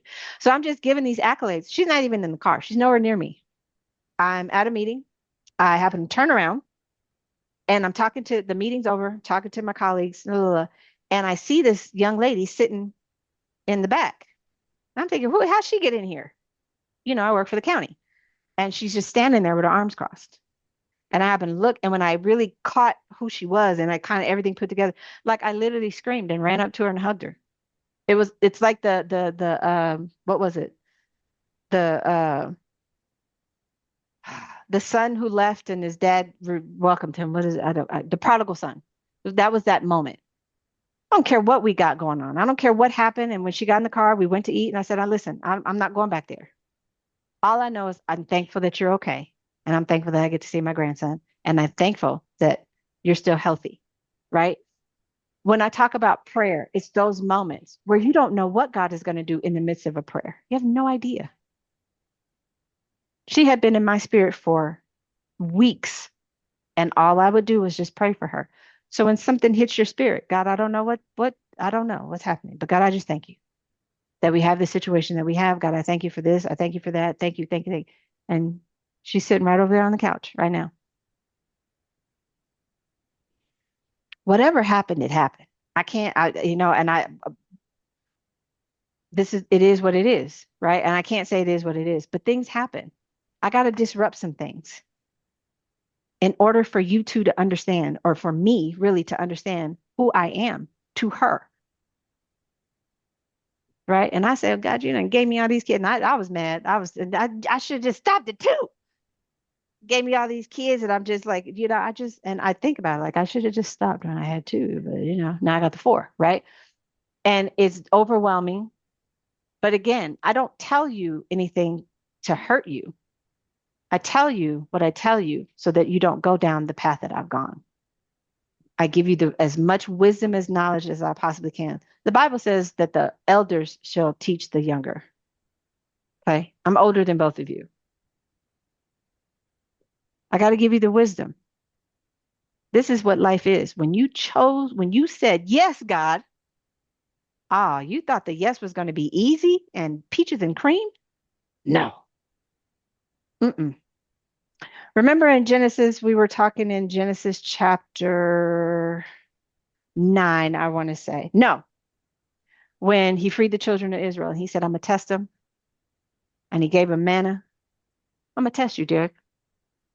God tested the ones he chosen, the chosen generation, the children of Israel, the ones he freed from slavery. He freed us from all of the life that we had, from everything that we have gone through. He freed us, Derek, but now I got to test you.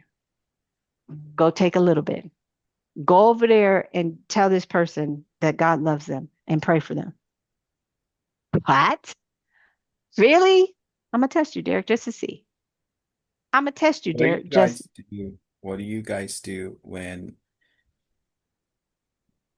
let's say it's a task and you know it's a task, you're being tested, and you feel like you've failed and now you're disappointed with yourself? What do you guys like? Pray, okay, but is there anything else besides that? What do I need to learn? What was the lesson? Because in every test, there was a lesson. Because when we look at what he told the children of Israel to do, go take, and he gave instructions, go take a little and all day, take as much as you need. Okay. And on the seventh day, on the sixth day, take double, because the seventh day, nothing's going to be there. Now you got there was a few hard-headed ones that went out on the seventh day looking for the thing that I told you wasn't there. So when we're going through those things and it's a test, what you just said, it's like going to class. Okay, every day we go to class. Imagine the teacher telling you, there's a test tomorrow, Derek. Derek, there's a test tomorrow. We got a test coming up. Okay. And they probably given you some kind of warning throughout the week. There's a test tomorrow. There's a test on Friday. So back in high school, middle school, we always had a spelling test. Okay. And so the teacher would prepare you for the test on Friday. You knew the test was coming. You know it's coming. But what you chose to do was like, I'm not studying for the test. I'm not going to prepare for the test. And I'm going to go in here and I'm not going to take the test.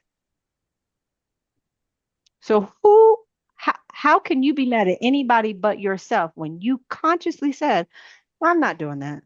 I'm not finna take no test today. I don't want to do it today. Okay. So now it's okay, God, please forgive me. It's asking for repentance, right? Repentance is like grace. God, please forgive me for not taking the test. I was a little scared because why didn't you take the test, Derek? Well, I was a little afraid I wasn't going to pass the test. I was afraid that I wasn't going to, I wasn't going to fulfill the promise. I was afraid that I wasn't going to be, any good. I was afraid people were going to judge me. That's not for them to decide. That I asked you to do a thing. When we look at Abraham, because now we're in chapter 11 where it's gone from the genealogy. Abraham, wasn't he the one that took it? Yeah. took his son up to a mountain, the promised son, not just any son, the one that he told him he was going to have. You're going to have a son. Okay. You're going to have a son. He's like, what? I'm so old. I'm so old. Why would I? And Mary, and Sarah's like, oh my God. But they have the son. The very son that God promised him is the very son he told him, take him up to the mountain, kill him. I know Abraham's like, oh my G, what? What? Yes, I got to test you to see if you hear my voice and if you will abide by obedience and do my will. And as he walked in obedience, what happened? There's a ram in the bush. Walking in obedience, Derek, there's always going to be a ram in the bush. You may not want to do the thing, but there's going to be a ram in the bush. So if you know the test is coming, because he prepares you for the test, take the test. Yeah.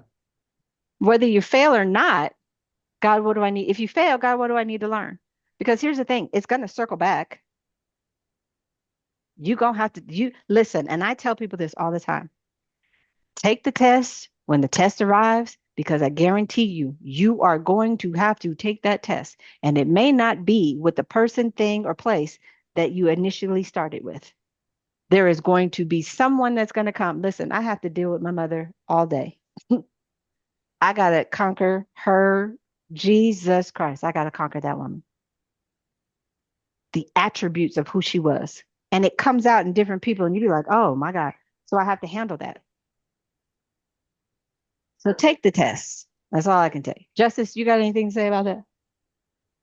No, I think that the fact that you feel convicted to try to better yourself after, you might fail a test that you know is being presented is saying what is saying, everything. I think where people have a mistake at, I know I used to have this mistake where like when you come short of something that you know you're getting tested on or something that you know God is giving you an opportunity to, maybe how do I like level up from or like kind of like, overcome some type of adversity. Sometimes when you fail those things, people will not turn back to God or they'll like be ashamed or be filled of, they'll feel a certain way about themselves and in doing that, they also don't want to talk to God. But I think that's the biggest mistake because God has all of this in place. So when you fail, which you're supposed to, and you're going to, and it's not ever, I don't think anyone's ever going to be able to be like, oh yeah,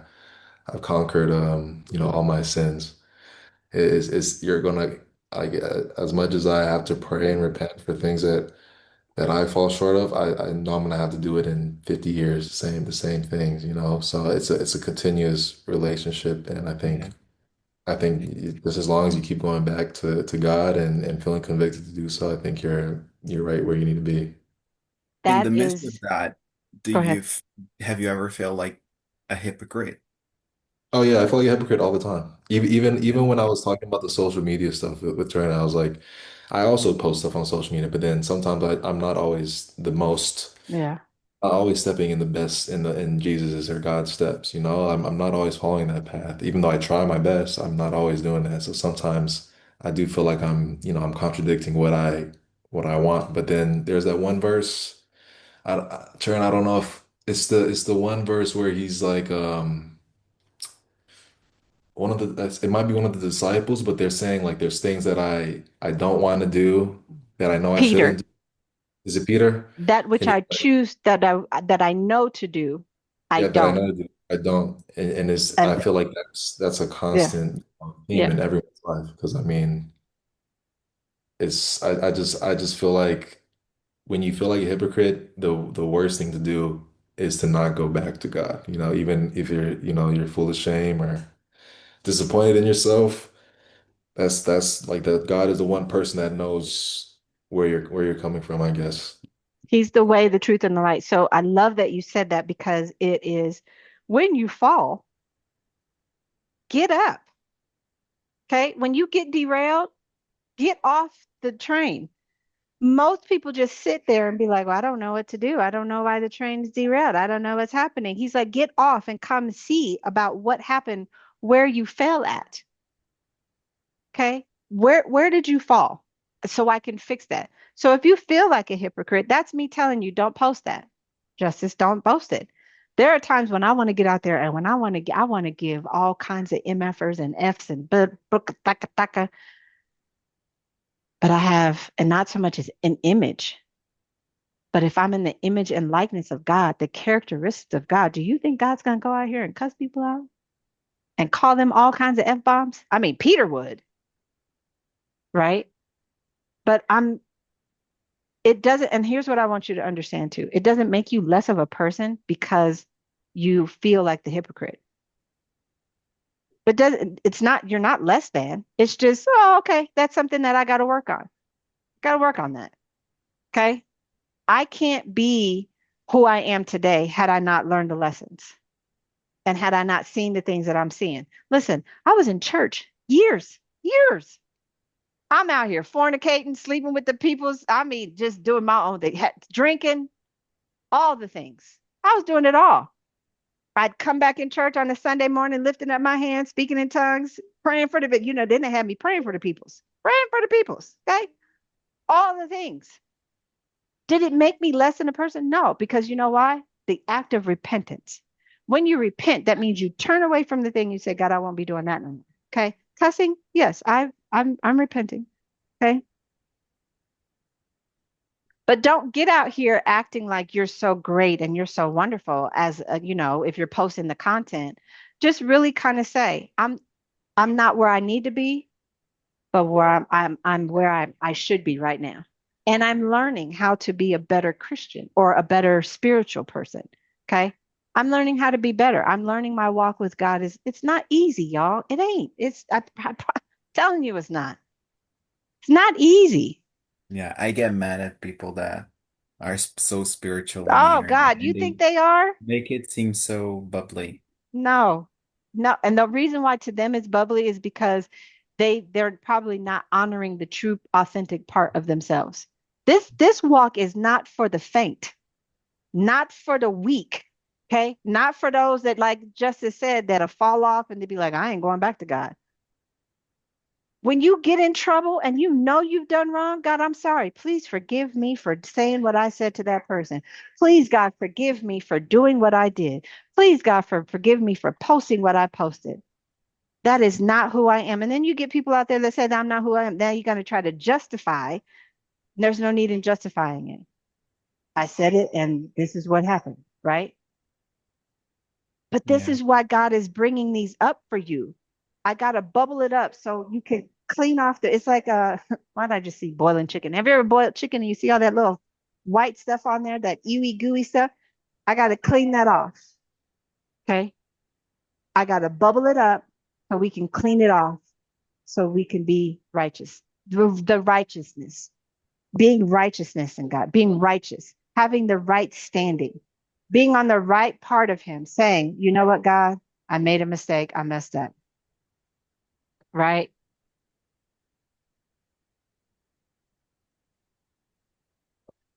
Sorry, my grandson is over here. Um, but it's being in right standing. When I started my walk, and this was probably, what am I? We was 226, probably like in the 1993 when 94, 95, 96, the 1900s, as people say, 2000s when I, was going to minister school. Okay. That's a hard walk because it's this expectation that you think people need you to have. It's not an expectation, it's just you walking with God. Okay. If you just kind of take everybody out of the equation and this walk that you're walking on the path is you and God walking together. This ain't got nothing to do with me. This ain't got nothing to do with Justice, your cousins, your coworker. This is your walk. Just imagine you and God just walking together and saying, okay, God, listen, a little weary today, feeling a little out of pocket today. I don't know what's going on. Help me understand what's going on. What is this feeling I'm feeling? God, I don't like to feel that I'm a hypocrite. Help me to be better in the things that I say to people. Help me to be better to where when I'm posting something, God, it doesn't feel like I'm not walking in your will. Help me, God, to see the Derek that you want me to become. Help me to see me the way you see me, God. God doesn't see us as hypocrites. It's what he says. Don't pray as the hypocrites do. The hypocrites are the ones out there just boasting and praying and just, oh, God, I love it. God. He's like, don't pray like that. People don't need to see the acts. They need to see they don't need to see the works. They need to see the acts. How are you acting? Your character. Okay. When somebody comes up to you and says something so foul, you be like, oh my gosh. How do you treat them? Okay. When he says turn the other cheek, are you turning the other cheek or are you finna give him the MFers like me? I don't do it anymore. I used to. Okay. When you know you've changed when something comes up and you're just like, oh wow, and you can walk away from it, or you can give a good read and then people be like, oh my gosh. Yeah. Here's an I'm example. trying to be the person that you mentioned once. Like when, what's that? You're mentioning about being in the queue, like to buy things at the supermarket, right? Hmm. And the person, the cashier, is that how you call it? Yeah. Is pretty mad, is having a terrible day. And you want to be the person that grounds that person, brings them, you know, back. I try being that person at work. It doesn't work most times. What I say is this. But I don't know who made you mad, but it wasn't me because I just got here. Okay, so here's an example. My daughter was having her baby. We were in the hospital and we had all these wonderful nurses. I mean, just wonderful, wonderful nurses. Now, I am really kind of I don't particularly care for white women, and I'm gonna say it, and that's just how I am. Okay. Not all of them are, but I just don't trust them. Okay. So when I'm in a setting, I gotta, because do you have my back? Okay. So especially when it comes down to women's healthcare here in the States. All right. So had all these wonderful, I mean, these women were just so, I mean, they were just there. They were just, and probably undercover, they were probably like not so great. But anyway, one particular day, this is the day before we're leaving, we got this nurse and she came in and they have to prick the baby to do iron tests. And if whatever. So they're pricking grandbaby. I'm sleeping. My daughter's laying in the bed. Now she don't know how to um, argue. Let me say, she don't know how to give that. Okay. She just, you want to, no. So I'm sleeping and I hear the lady giving this condescending tone and I let it slide. And then she did something else. And my daughter said something to her. My daughter was really sweet, said something to her. And the lady kind of gave the tone again. I jumped up out of the bed. I walked over to her and I got in between my daughter and I said, I don't know what happened from the time you woke up on your drive here. But what I need you to do is I need you to exit out of here, gather that, get it together, and then come back. I said, because are we frustrating you? Oh, no. I said, okay, I still need you to leave here. Please. I said, please leave, gather yourself, and then come back and do the test. Because you have to make people aware of who they are. It's making me accountable for my actions. Okay. Another one, white men out here drive like they own the roads. Okay. Driving, man gets in front of me. He swerves. I politely said, either window he's going to be on. He's going to be on either the passenger or the driver. I'm rolling windows down. Okay. Now, usually, this is how I know I've changed. Usually, I'm giving you the F bombs. But what I said to him was, it is too early in the morning for you to be acting like this. And he said, oh, F you, you cunt. I said, I'll be a cunt from here until I turn. After that, she ain't going to be that. Okay. I don't let people ruffle my feathers. Okay. I say what I got to say, and that's it. It's too early in the morning, 8 o'clock in the morning. You driving like what? I said, it's too, roll the window down because he hit the passenger side. I rolled the window down and said, it's too early in the morning for you to be this way. Oh, if you can't, we're gonna. And he called me a bit. And oh, okay, I'll be that. As soon as I turn the corner, she gonna be something else. Okay. But I know in that moment, you got to hit people and just make them feel, oh my gosh. Right. Okay. Say what you have to say. The Bible says, speak the truth in love. Sir, it is too early in the morning for you to be acting like you don't want to be here. Ma'am, I don't know what's happened today, but are you okay? And ask, are you okay? Because if we have the mind of Christ and the attitude of Christ and the characteristics of Christ, it's a matter of, hey, are you okay? Not condescending, not it's coming from the heart. Are you okay? Sensing a little aggression here. And then guess what's going to happen, Derek? They finna, and some people be like, no, I'm not, yeah, I'm fine. Okay. Just wondering because I'm sensing a little, because, and then I'm telling you, just wondering because I'm sensing a little aggression. Okay. I went to get some oil for my car, went into the auto parts store. I'm there. I'm waiting. Can you come help me find, because I couldn't remember which is menopause. Anyway, couldn't remember. So I'm asking the guy. Now I hear the people, but I don't see them. Like, where are they? So I see the little boy. He walks past. You have to look in my direction. He looks in my direction. I said, can you come here? He says, hey, ma'am, can I help? He says, hey, ma'am, something. And I said, my hand waved. He kept doing what he was doing. I said, excuse me. Can you come help me? I need some help. He comes over and his body language. And the thing is, you could feel the energy. Energy was all, and I have to stop myself. I said, well, I needed to get some oil for my car. And I said, I need to know what it is. He was like, well, that's going to take place at the register. Oh, okay. But it was the tone word. So we get to the register. And what kind of car is it? And now you're trying to be real, like, because you know everything, because you got the little badge, because you work at AutoZone. I don't care. Okay. Outside of here, you're nothing, probably. Trainer, you shouldn't have said that. But anyway, that's the truth. Okay. I don't care. Okay. So Mercedes-Benz GL 450. Okay. I need the oil and I need the filter. So he pulls up. This is what you're going to, and he said, and you're going to have to go get the oil. Oh, word? Okay. I'll get the filter. So he goes to get the filter. He says, well, which one? I said, that one. Pick a filter. Well, you can get two. Why do I need two? I don't need two because I've never bought two filters before, y'all. I've been doing oil changes for a long time. I don't do them, but you know what I'm saying? What do I need? So I'm asking him, but it's the aggression. In that moment, I'm like, I'm not going to deal with you.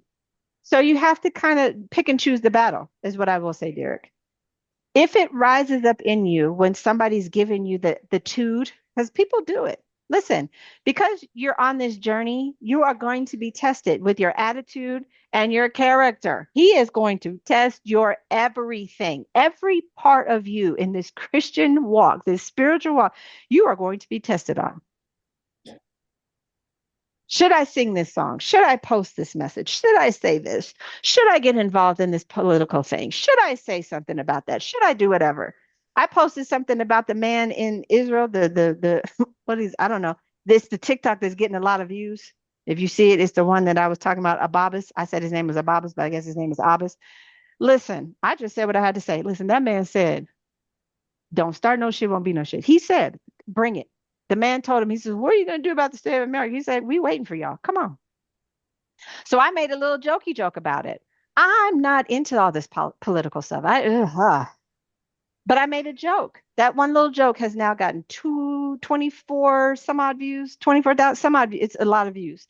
People still commenting on it. People are reposting it. Listen, I'm not here for all of that. I said what I said, and I was joking when I said it. Okay. But we have to be in the character of God. If he says he created us in his likeness and his image, that means when I go out this door, I'm not finna be nasty to anybody. And if you're nasty to me, it's like, uh-oh, are you okay? That's what you ask him. Are you okay? Sensing a little, 9 times out of 10, because we're spiritual, people are going to dump. They're going to tell us everything. And then that's when you say, well, let me pray for you. Let me pray for you. And you ask, would you like me to pray for you? And sometimes you'll be like, yes, you can. and you give them the words of encouragement. We are motivational speakers, whether we like it or not. I'm going to motivate you in any shape, form I possibly can. Because here, what we're not doing, we're not taking anything from anybody. I'm not here to hurt you, harm you, take from you, beguile you, try to get tithes and offering from you. I'm not here to do that. I'm here to do what God told me to do. And in this moment, God told me to pray for you. Are you okay? Do you need anything? All hearts and minds clear? You notice I asked y'all that. All hearts and minds clear? Because if there's anything that I have missed, let's bring it to the surface so we can clear the air so your heart and your mind can be clear and you can go on about your day and you can have the rainbows and sunshines and go on off your path and be like, yay, because something else is going to come. He said, I'm training you so that when you get to these moments, that you'll know what to do when the storm happens. What happens when people crash out, because you see it all over the internet, when people start crashing out, is because they're focusing on the storm and not who's operating the storm. God, I don't know why this storm is happening. I don't know what's happening here, but God, I thank you. I thank you, God, that the storm even happened because it's allowing me to see what I need to see. God, I thank you that I'm not even in the midst of the storm, but God, I thank you that this storm shall pass over. And I thank you, God, that you said that I can speak to the storm because you spoke to the storm when the waves was tossing and turning when you was on the boat and the people was, oh my God, God, what is happening? And he got up and he said, what is going on with y'all? Why are y'all fretting? What is happening? What's happening, Derek? What are you fretting for? Justice. Oh, Jesus, what's happening? Stop it. Speak to the thing and tell it, peace, be still. You can speak to the storm and tell it, hey, knock it off. The inner storm, knock it off. I don't even know why you showed up, but you speak to it. The Bible says, be anxious for nothing, but through all things, through your prayer and your supplications, let your requests be made known. God, I don't know what's happening. I don't know where this storm came from, but God, I thank you for this storm. Okay. Be grateful for the storm because the storms don't come to just anybody. Okay. The enemy ain't going to come messing with you just because. He comes because he's like, oh, okay, I got to test this one. Remember when he did it to Job?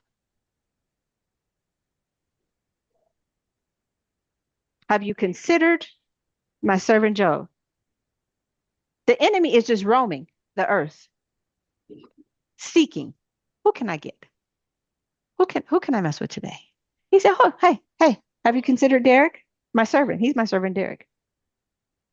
Now you can touch him, but you can't kill him. That's what he told him. You can touch him, but you can't kill him. Job has lost his children. He done lost all his houses, all his cattle. He done lost everything. Listening to his friends. His friends is giving him these dissertations and they TED Talks. And then his wife comes and says, why don't you just curse God and die? Job said, what are you talking about? Why would I do such a thing? He said, from the ashes I came and from the ashes I will return. But I will never, never, never will I ever curse the man that helped me. I'm just kind of paraphrasing, but that's what he's saying. And in the end, guess what happened? Job got everything back, double. So when we talk about, have you ever heard somebody say double for your trouble? That's where it comes from Job. Job lost everything. Children, all his kids died. All the children. He had 10. I think he had 10 kids. All of them dead, gone. The only person he had left was his wife. And that's the same woman that gave him other children. And he just curse him and die. Job's like, listen, he done brought me too far. I'll tell people, listen, he done brought me too far. For me to curse God and die? Because then he had boils all over it. Now, see, Job done went through everything that I just talked about, mental, emotional, spiritual, financial. Okay. And then his health. He had boils all over his body. Can you imagine that? He can touch you, but he can't kill you. Just so you know, he can touch you, but he cannot kill you. And the reason why he can't is because I chose you, Derek. I chose you, Justice. He can't kill you, but he can touch you. And the touching is what Justice just said. When you're going through the thing, are you going to come back to God? Or are you going to do what Job's wife said, curse him and die? And I don't mean die physically. I mean die a spiritual death. What you going to do?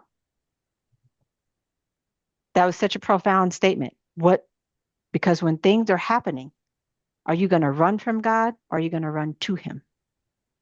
Because God, I don't know how to handle this situation. I don't know what's happening. I don't know what life is throwing at me. But God, I thank you that I can rest in you, that you said you would wrap your wing around me and that you would carry me, right? Those are things that we have to understand. Yeah. I used to not 100% run. That's something that I'm not doing anymore. I realized it was a coping mechanism when I did something that I wasn't really proud of, and that was not, godly, let's put it like that. Hmm. And then I feel like so ashamed I'm listening. I that got to get I my would phone. not pray or can you Oh, hear me? yeah. Yeah, I can hear you. Yeah. Okay, so I'll keep going. Yeah. Um, and I'll just take a nap, for example. Most of the times I'll take a nap until I feel okay again and I can feel like I'm worthy of singing a worship song, for example. Mm. And that was something so dangerous to me that when I realized it was something that I was doing all the time, I was like, no, mm-mm,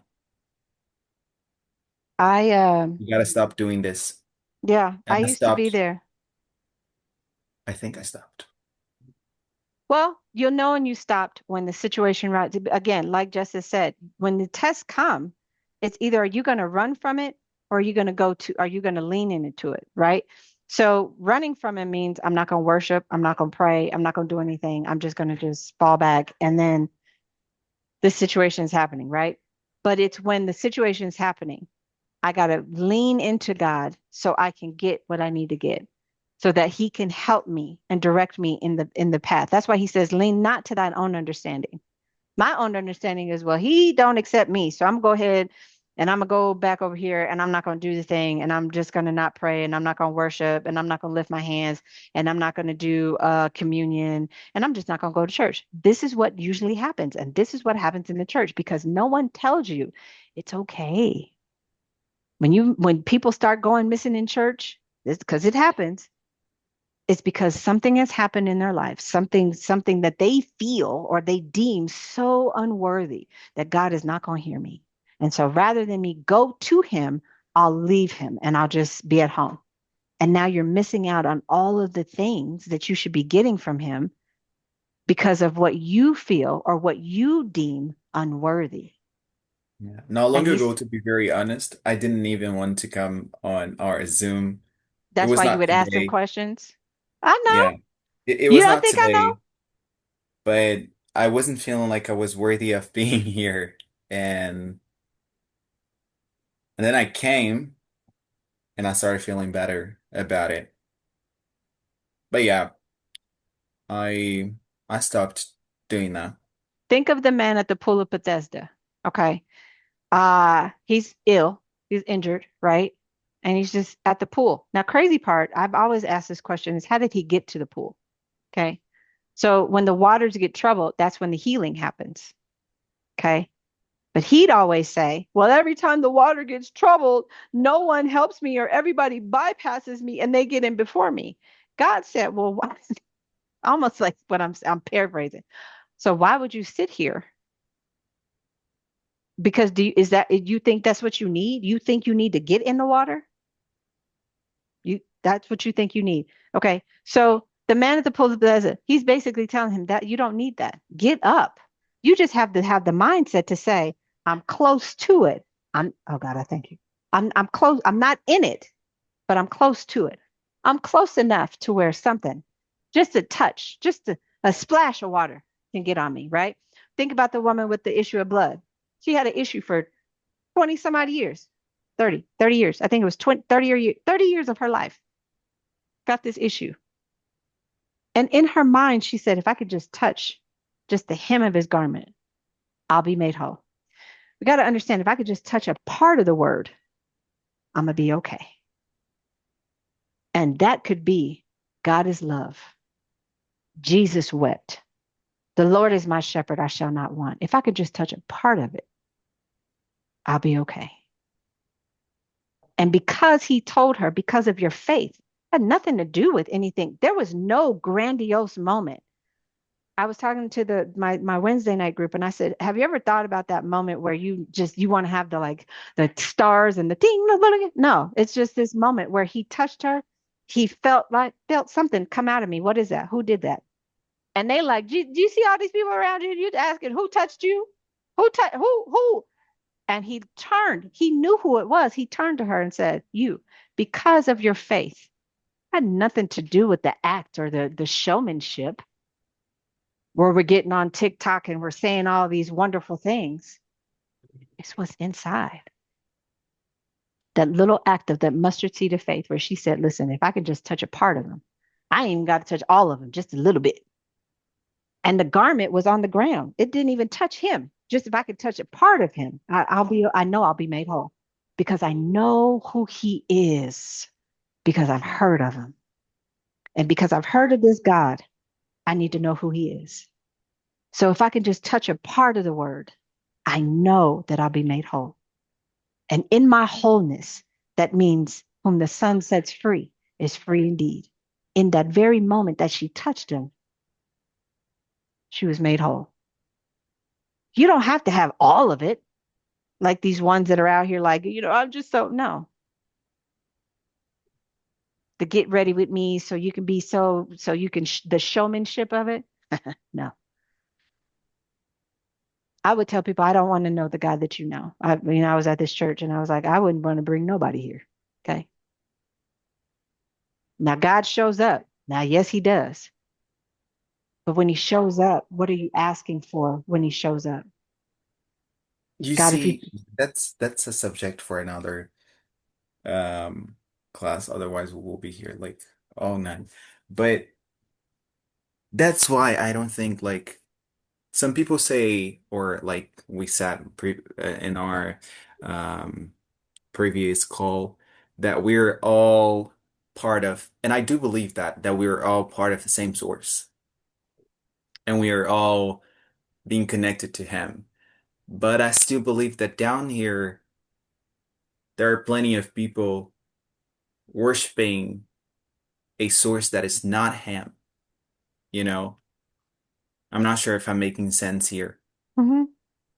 So if someone introduces me to a certain God, I will hear it, but I will not be interested in it because if it wasn't the God who parted the seas or like walked in the fire, that's not the I would say that's not the true God. Yeah. So when we're talking about Hinduism or what is it? There's some other ones that have different gods. Could be the Chinese, the Asian community. They have their different gods. Buddha, right? So when we're looking at humanity, the human race, when he scattered us to what? To keep us not from being all the same. But is he one source? I believe he is because he's not a deity or like a human being. He's a energy, a source, a connection. If we look at world, okay, this is God. There's so many aspects to who he is and what people believe, but he is still the source of spirituality, of your belief. Now, it's what we do with it that makes it seem wrong. What you believe is what you believe. But in the reality of it, if you sit and have a conversation, I guarantee you it comes back to the one source. You could call him Ada, Hari Krishna, call whatever you want to call it. Still one source. Allah, what is it? All the other, still one source. There's a documentary that I was watching. Amun Ra, uh, Baset, all that from Egypt, all of it's still one source. They all believed in something and it was a source and it wasn't even, it's an energy source. It's nothing to do with a deity or a picture of what people depict as what Christ is or what God is. It's the energy, it's the spiritual alignment, it's the source connecting me to what is above.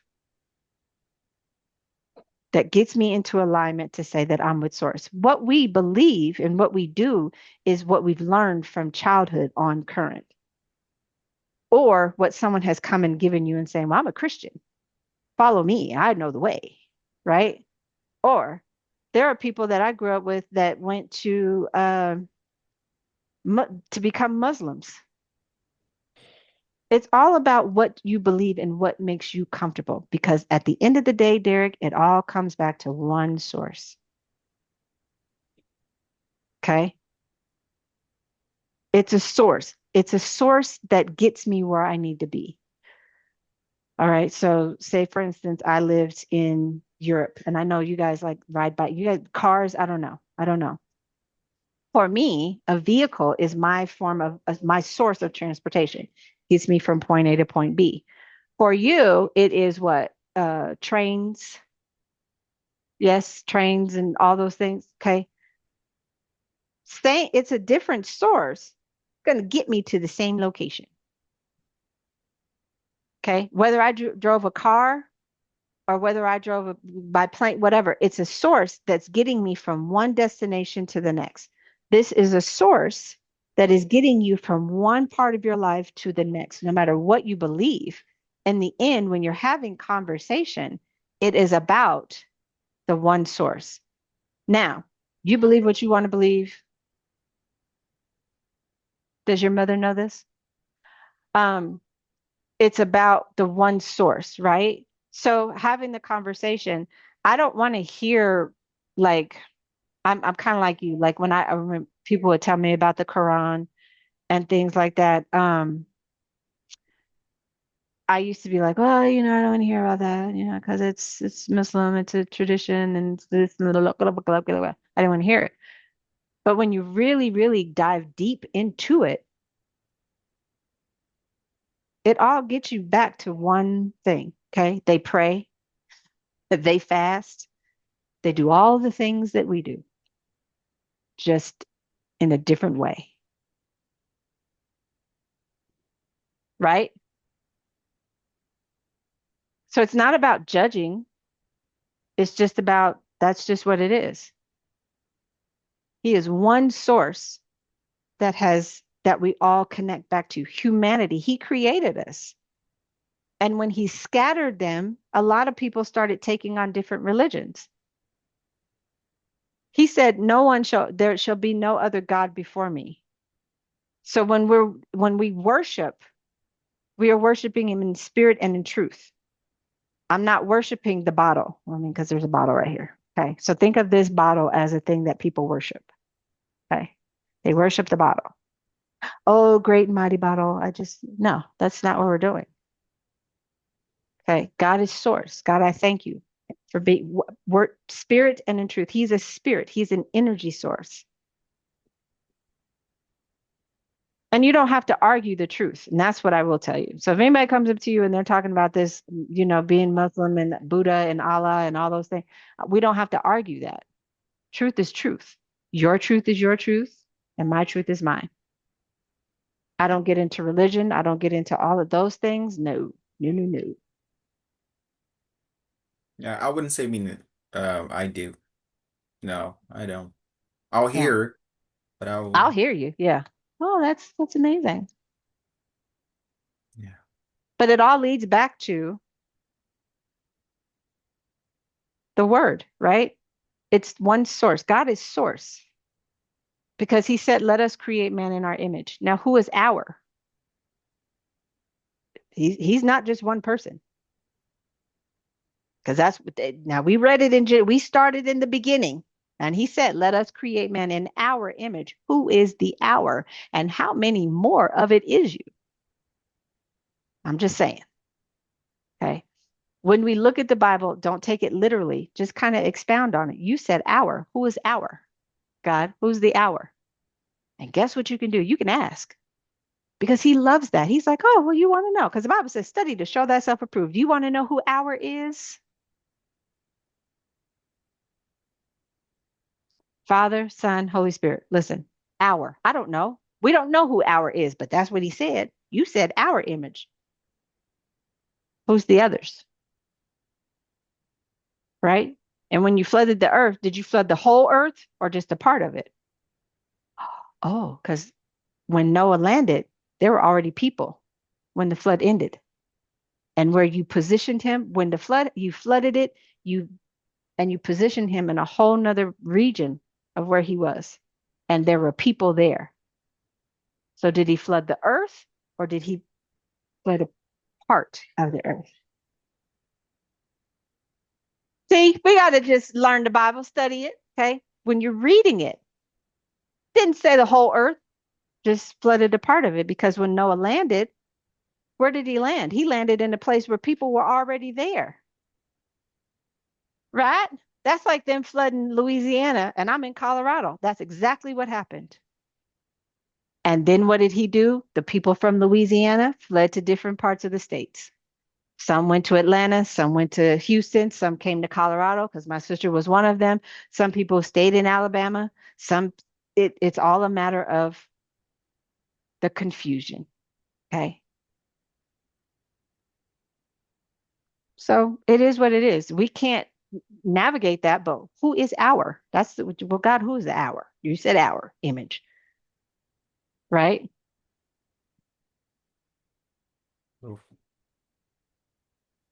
So study, just get into and just ask the questions. He's the teacher. We're the students.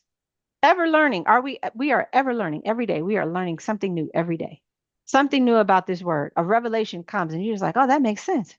Oh, yeah. And it ties to your life. To Jake, oh,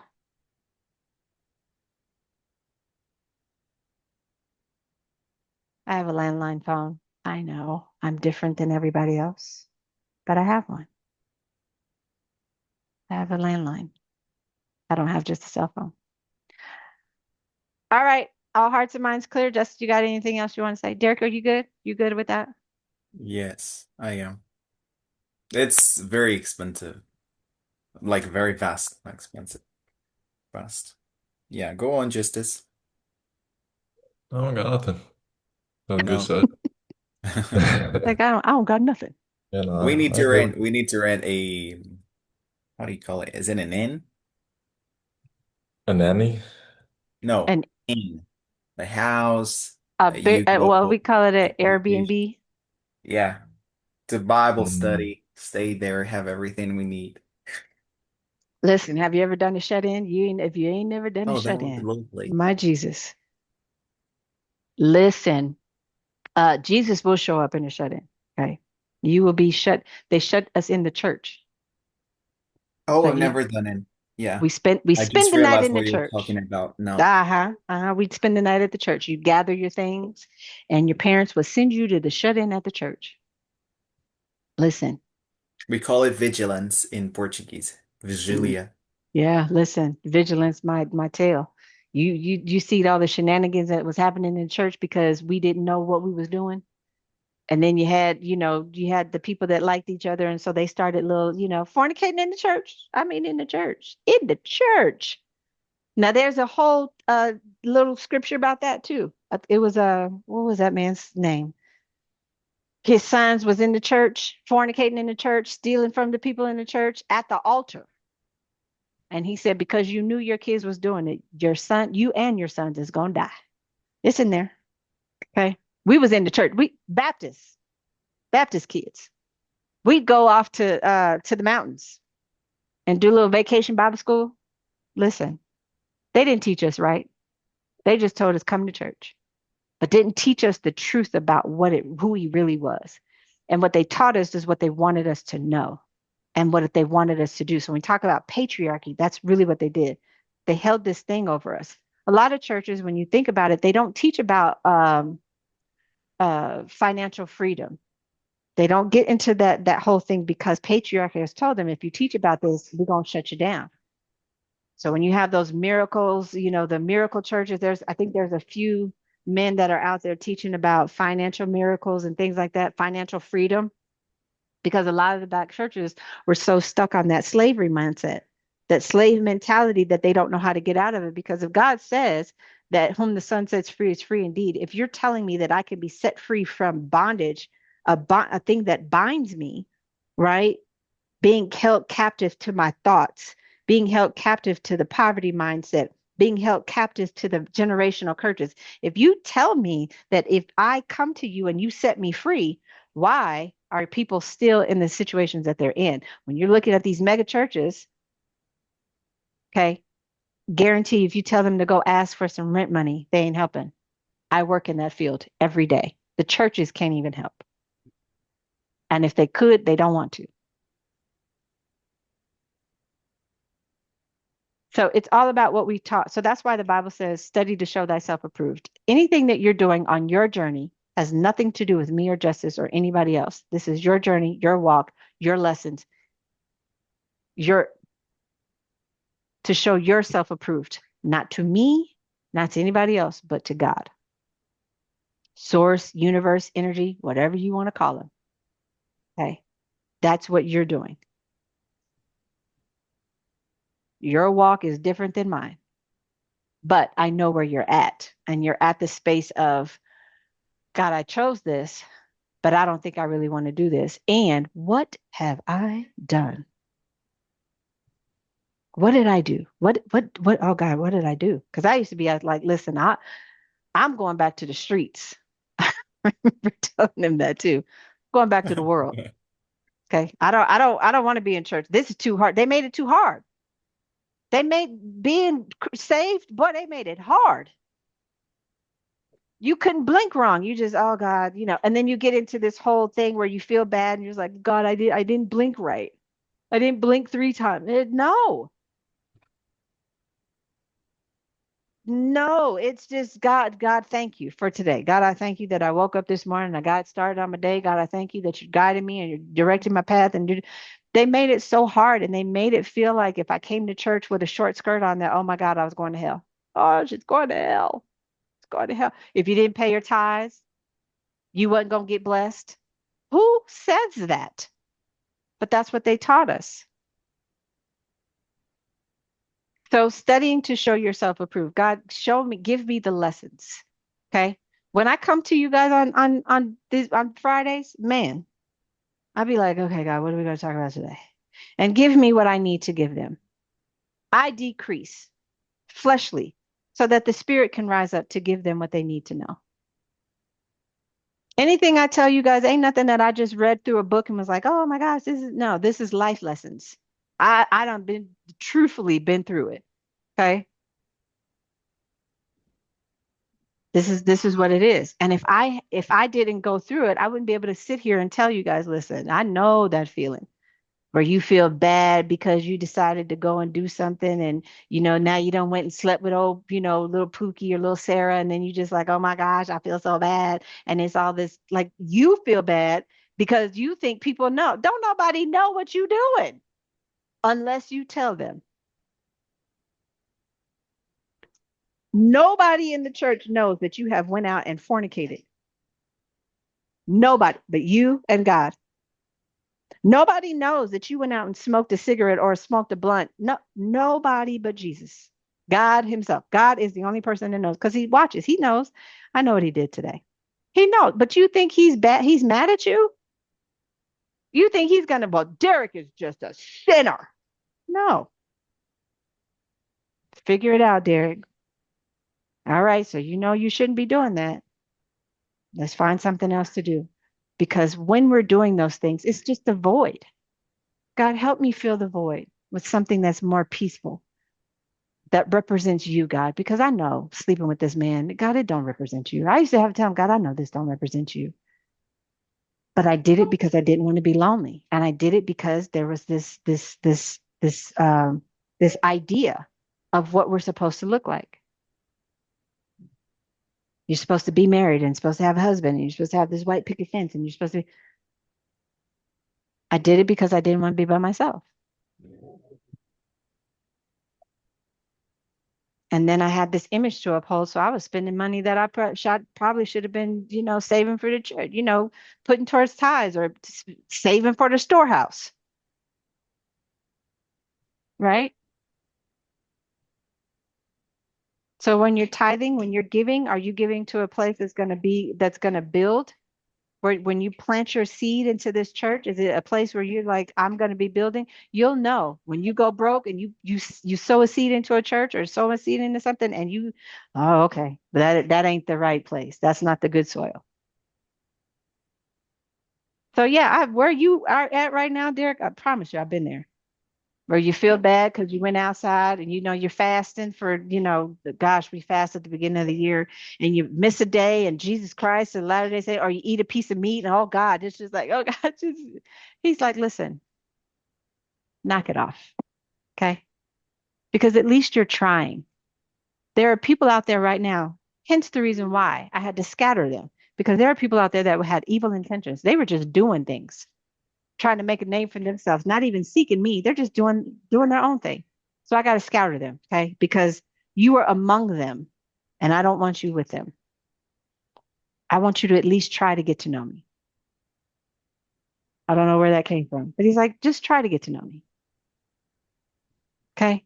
I'm the bread of heaven. I'll feed you till I want no more. He told the woman at the well, if you drink of this water, you'll never thirst again. Okay? You'll never go hungry because I'm Jehovah Jireh. Okay? I'm Jehovah Rapha. I'm the healer. You need healing? Call on Jehovah Rapha. Okay? Okay? You need me there? Call on Jehovah Shammah because I'll be with you. I'm with you right there. I'm omnipresent. I always tell people he's here, there, and nowhere at the same time. That means if I call him, he's gonna be right there because Jehovah Shammah, I need you right here. And he's like, oh, wait, what you need me? What do you need? Right? God, I need you to provide a meal for me and my family tonight. And I guarantee you, because I love him and he loves me, that's the connection I have. I'm gonna take care of you. I'm gonna provide for you. Okay. He said, I am the way, the truth, and the light. No man, and I'm telling you this, and we're gonna end it. No man shall come to the Father but by me. That means the only way you get to God is through the word. Jesus said that. The only way you can get to God is through the word. And that's Jesus. When Jesus stepped upon the scene, he said, I'm telling you who you are. Because if he said, if he created us in his image and his likeness, when we look at Jesus, his image and his likeness, that means the power. And he tells us, Derek, the power that I have, you shall also have, but greater works shall you do.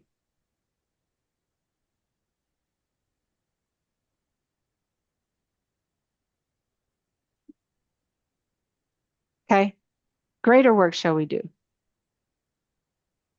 That you can speak to a thing and it has to obey you, that you can trample over the serpents of that whatever, right? You have that power. You just have to walk in it. That's why he told the 12 disciples, oh, you wicked, wicked people. How long am I going to keep doing this with you, Derek? How long am I going to, while I'm sitting in prayer telling you with the power that you have, the voice that you have, how long am I going to tell you that?